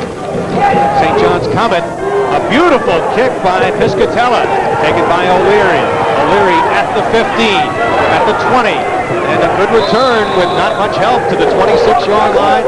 St. John's 74 yards away in about 3 minutes and 50 seconds. And O'Leary takes that ball back 11 yards, but it should have been a no-gainer. Georgetown had 5 guys down there. O'Leary splits them, picks up 11 yards. So here we go. St. John's with 3 minutes and 46 seconds to go, trailing 24-19. Russo, the single setback. They go to Russo. No hole. He bounces outside, slips a tackle. Russo to the sideline and out of bounds after a good run Sam Wales chased him to the sideline. Russo breaking a couple of tackles, looked like he was going to be stopped for no gain. But the one thing Russo did, he keeps his feet moving. He's going to run. He picks up 3 or 4 positive yards before Wales can knock him out. He gets knocked out of bounds. It will stop the clock. Now Iadivio and O'Leary will come out as receivers to the right.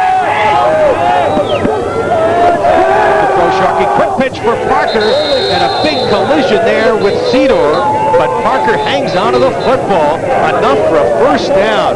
Boy, is Dan Parker making some big plays here. Dan Parker's going to run a streak right there. Sharkey goes back, he throws it. Now there's a dispute going on as far as the clock is stopped, whether it is a first down. They have not moved the chains.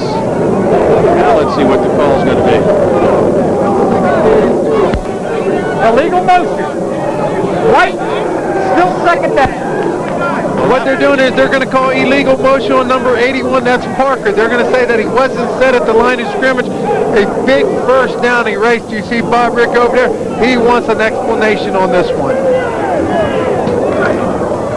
Now they have put the clock back in motion. St. John's now faced with a 2nd and 9 from the 27-yard line.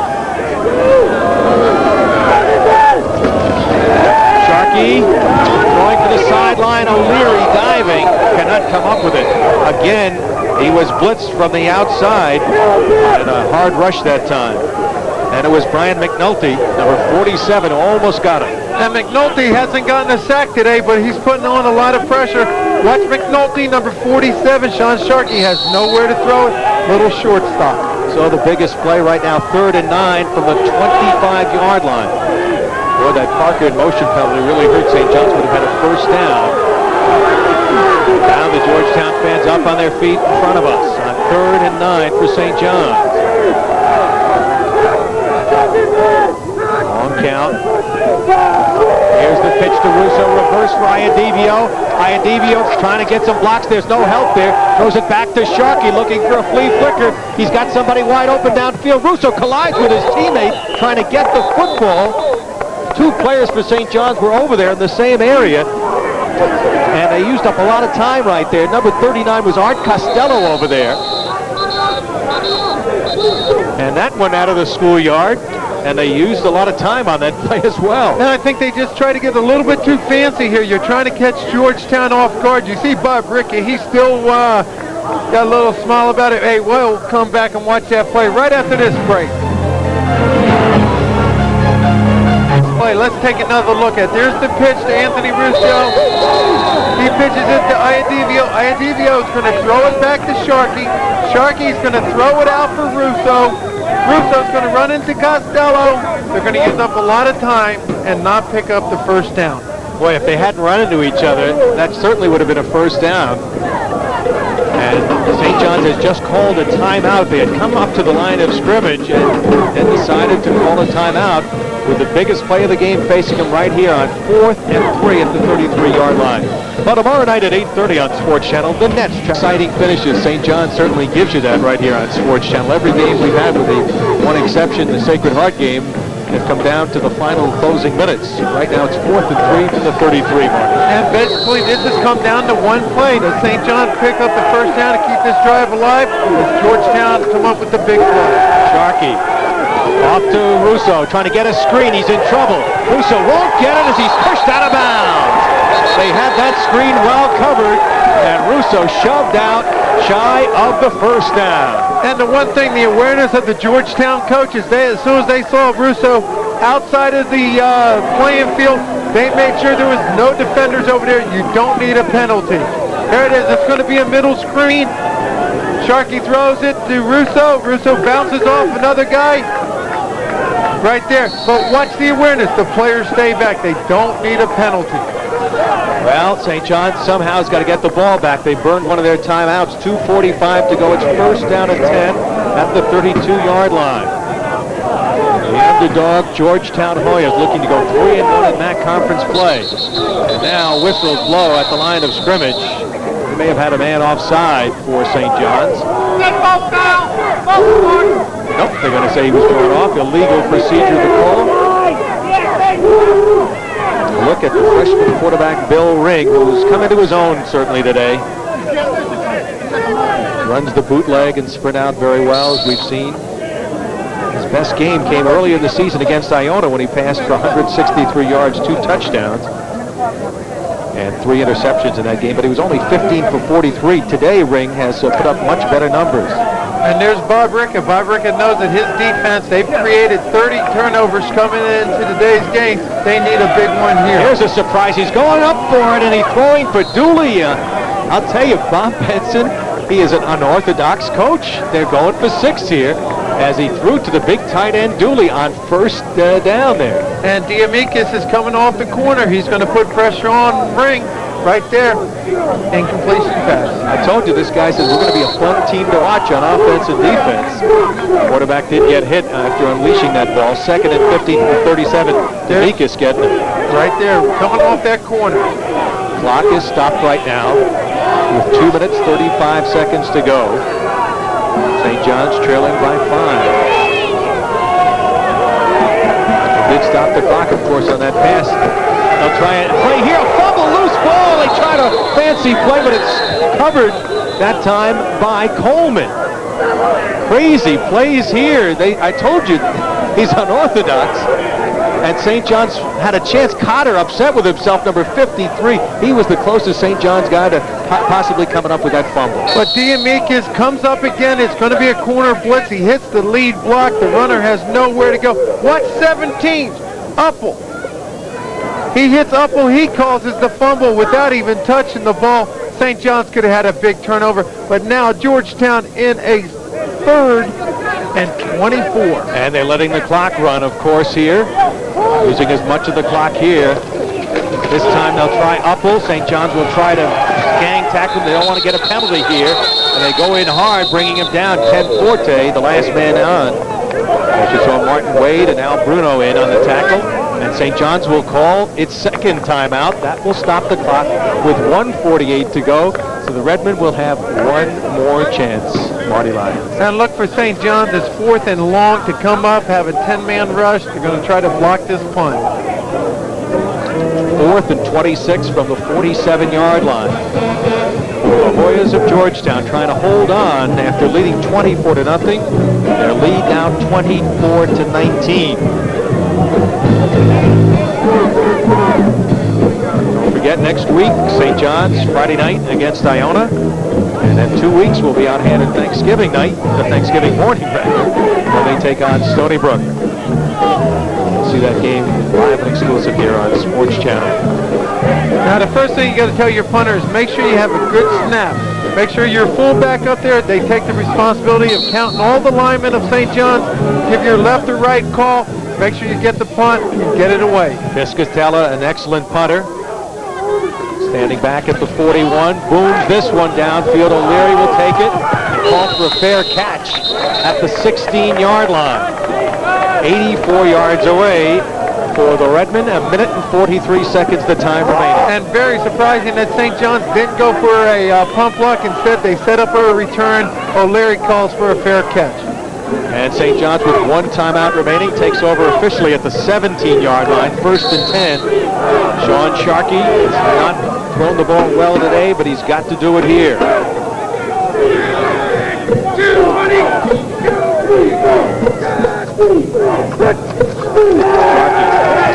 Going to the near sideline. Fine attempt by Iadivio.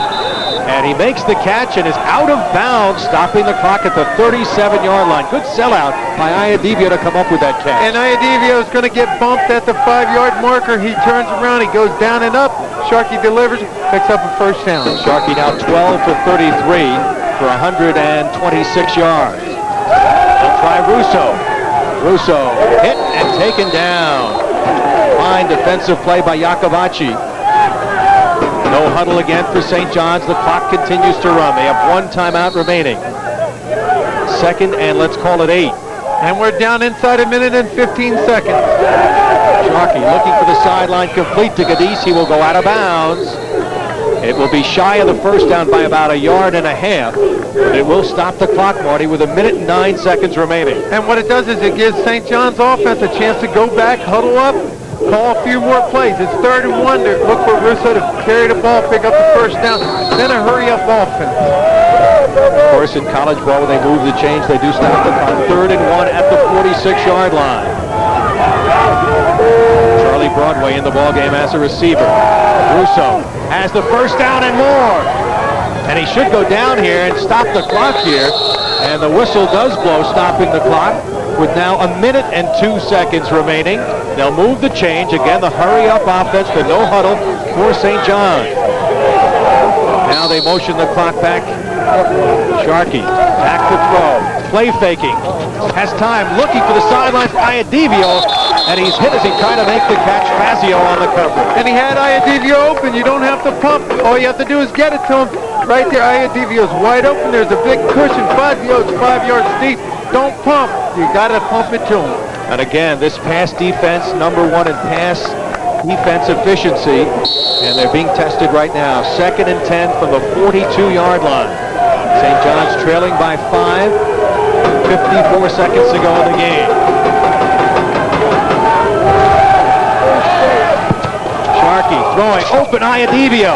First down and more. Inside the 25, and the clock will stop now at the 23-yard line is the ball. And he comes back with the same play. Instead of pumping it, this time he delivers it. Iadivio's wide open, and we got 47 seconds left to play. 1st and 10 for the Redmen. 1 timeout remaining. They'll try Russo. Russo. Trip. It's going at the 15. Russo to the 10. The 5. Touchdown! Unbelievable. Unbelievable. Georgetown owned them the whole day except for the 4th quarter. Here he is, number 21. He'll go in the record books again, Barry. Anthony Russo, just an incredible afternoon. St. John's trailed 24-0. And it was Russo's 50-yard touchdown run that ignited a dormant, sleeping St. John's football team. He has scored 3 touchdowns, and now his team leads by 1 point, 25-24. They'll go for 2 here. There's no point in going for 1 at this point. And what an incredible comeback. And again, St. John's does it. 84 yards, Marty Lyons, in what, about a minute? And they move the ball down. Well-controlled offense. Anthony Russo, we have him unofficially at 244 yards. They controlled him for 3 quarters. Hey, you got to control this man for 16 minutes. There's Bob Rickey. He's talking to Sean Sharkey.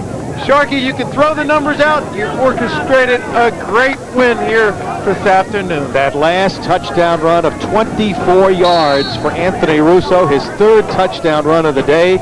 Close to that mark of 250 yards in which he's averaged against Georgetown in his 4-year career. Well, remember, he needed 253 yards today to take over Division III all-time rushing. Unofficially, we have him at 244. They're going for 2 here. Remember, there's time left. Here's Sharkey in trouble. Nowhere to go. He's going to try to carry it himself. Dives toward the end zone and is shy. So Sharkey's attempt for the 2-point conversion goes awry, but Bob Rick, if your mother's watching at home, and she's got to be happy, take it easy, he said, Mom. He said, if you're watching the game, we're going to come back, but Sharkey is hurt on the play and appears to be pretty badly shaken up at the moment. Now we still have 35 seconds remaining.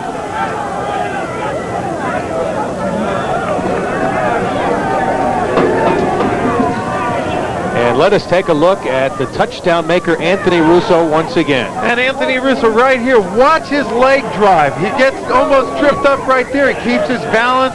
He gets a great block out there, and it's official. He finishes the day with 237 yards rushing, only 16 yards behind that Division III record. The Cardiac kids from Jamaica. The 4th quarter gets lucky. You'll see Sidor. He slipped that 1 tackle. Yakabachi has a chance at him here. He gets by Yakabachi, and he's home free but here. The balance that he showed, Barry, to keep his feet. Remember, the turf is wet. He keeps his feet. He takes them in for the score.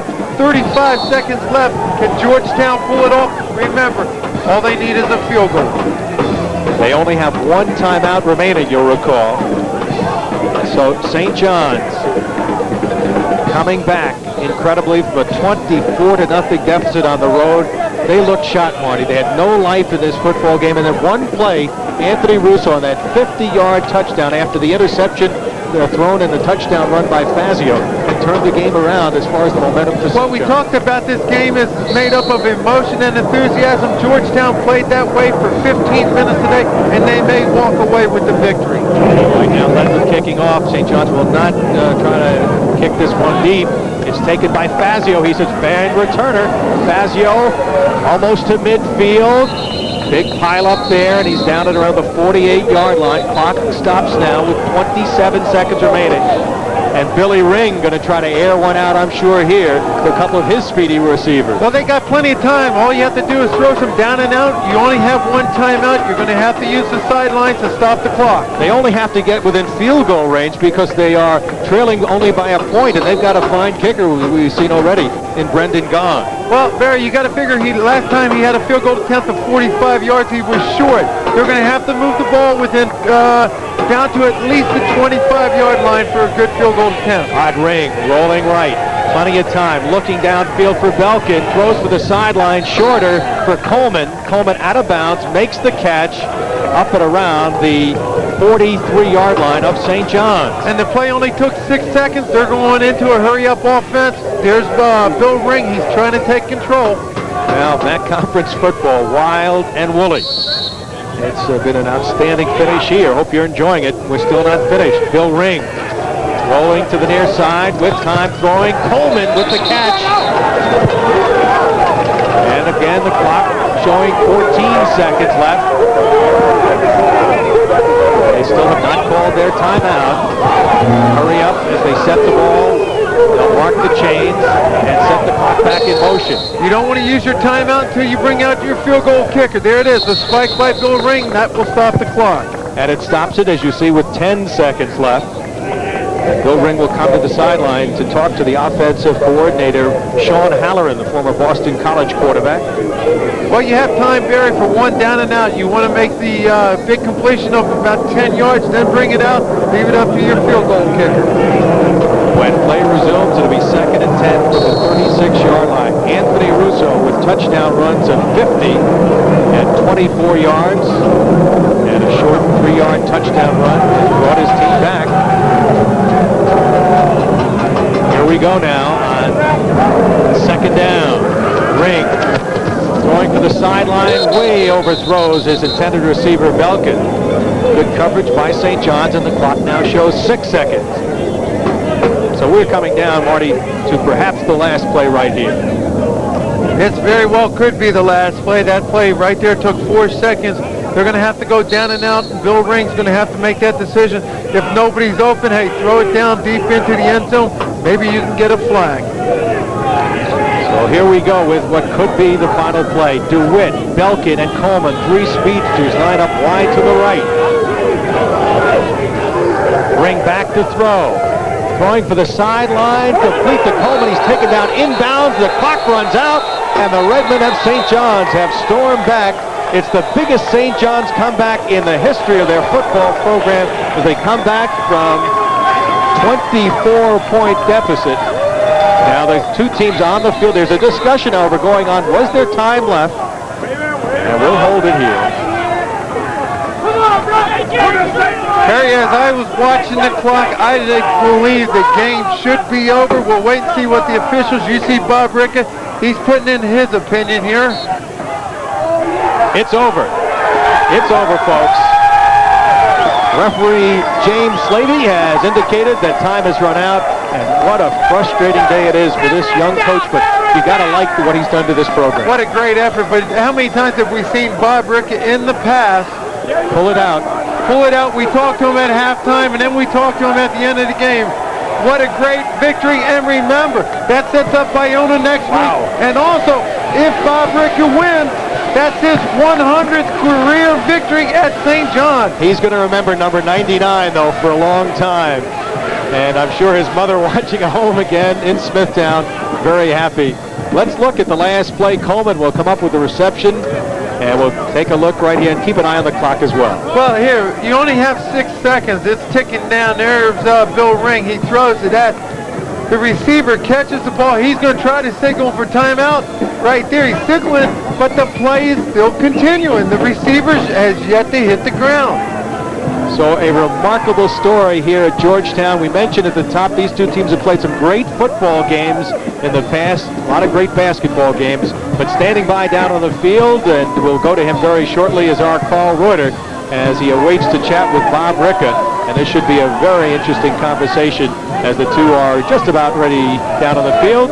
So let's go to Bob Ricca and our Carl Reuter. All right, Barry, and Coach Rick is going to probably bring about 25 or 50 of his players here.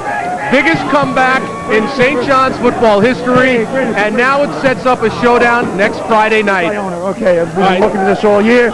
We almost let it slip through our fingers here today, Carl, but fantastic. Why did it take so long? How do you get behind the 8 ball at 24-0 and come back and win this football game? Hey, we talked at halftime, you know, a few adjustments for them, but these kids are great. Hey, Sharkey called almost every play on the ball by himself in the second half. Great job engineering the team. Russo, you know why, is one of the best backs to ever play the game of football. Fantastic job. The last drive was incredible. The entire second half was incredible. You know, all 25 points are incredible. All right, the guy behind you, where is he? He's hiding there. Anthony Russo's running away. We're going to grab him back here, but Anthony's going to come over here. You say hello to my sick mother, just came out of the hospital. I was going to say someone special at home watching this one there. All right, talk to me now. All right, 237 yards. They're calling you the franchise here. 3 touchdowns today, including the last one, which will be a little difficult for us to see from this vantage point, but you were able to hold your balance. Well, you know, it's just a tribute to all the rest of the guys on the team that, you know, blocked for me. I'm about to cry. I can't believe, you know, it's a lot of heart that everyone stuck together in the fourth quarter when things looked really bad. And, you know, these guys held together, the offensive line, you know, everyone out there, the whole team held together, and it was incredible that we came back, and a lot of heart on Sharkey, and a lot of poise. And, you know, it's a credit to the whole team. This is a great win. And Anthony, you know, this was the greatest comeback in St. John's football history, trailing 24-0. That's because, you know, we got all these guys out here, stuck together in the whole fourth quarter when we were down like that. Well, Coach, that's some big words there. Go ahead. Mac, what's up? Who are you talking to here? Sean Sharkey coming in here. Local guy from Valley Stream, Long Island. You got to be very proud of yourself. Yeah, I am. I'm proud of these guys. Oh, wait. These guys, got to love these guys, huh? All right. Seemed to be some problems there, the line. Little trouble blocking, not maybe as a unit. One guy here, one guy there. What was the difference in the second half? We came together and we played hard and we kicked ass. That's it, yeah. You really did. Okay, now wait. All right, fellas, you got this one now. But next Friday night, Iona. Coming for you, Iona.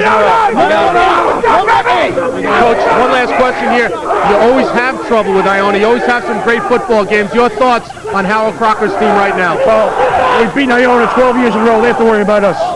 See why we came They back always give you today? that good one. Oh, they give us a great game. They're a great football team, and we respect them immensely. But 12 in a row, and we're coming back now with a win like this. We're ready for him. 21 is the greatest football player in St. John's history, you said? Yeah. Hey, he's the greatest, one of the greatest in America. What is he? He'll do that next week. 16 yards shy, I believe. He had 237 today. So he's going to wind up probably second or third in the all-time list of all the thousands of people who carried the ball. So you tell me, you know. I'll tell you. We'll see you, next week, perhaps against Iona there. Good one for you coming up, and enjoy the bus ride home. Thank you. We sure will, Carl. All right, Coach Bob Ricca, the St. John's Redmen, come back with a tremendous come-from-behind win, 25-24 over Georgetown. Back with some closing words right after this. With an incredible finish as they come from a 24-point deficit and pull it out 25-24 and keep their MAC Conference Championships hopes alive. And just a remarkable performance by a gutted team, and especially by Anthony Russo. I think Anthony Russo said it all. This team has heart. Remember, they were outplayed, maybe even outcoached for 45 minutes. They come on in the fourth quarter. They just pour it on. This team believes in each other. They believe in the program, and it sets up for a great showdown next week against Iona. Well, Iona with the great passing attack, Tom Prudian, should be a tremendous game next Friday night at St. John's University. But here today, St. John's, really a flat team for most of the game, comes back and does a tremendous job pulling it out on the 24-yard touchdown run by Anthony Russo. Once again, the final score, St. John's 25 and Georgetown 24. Remember, tonight on Sports Channel, the Islanders and West Channel.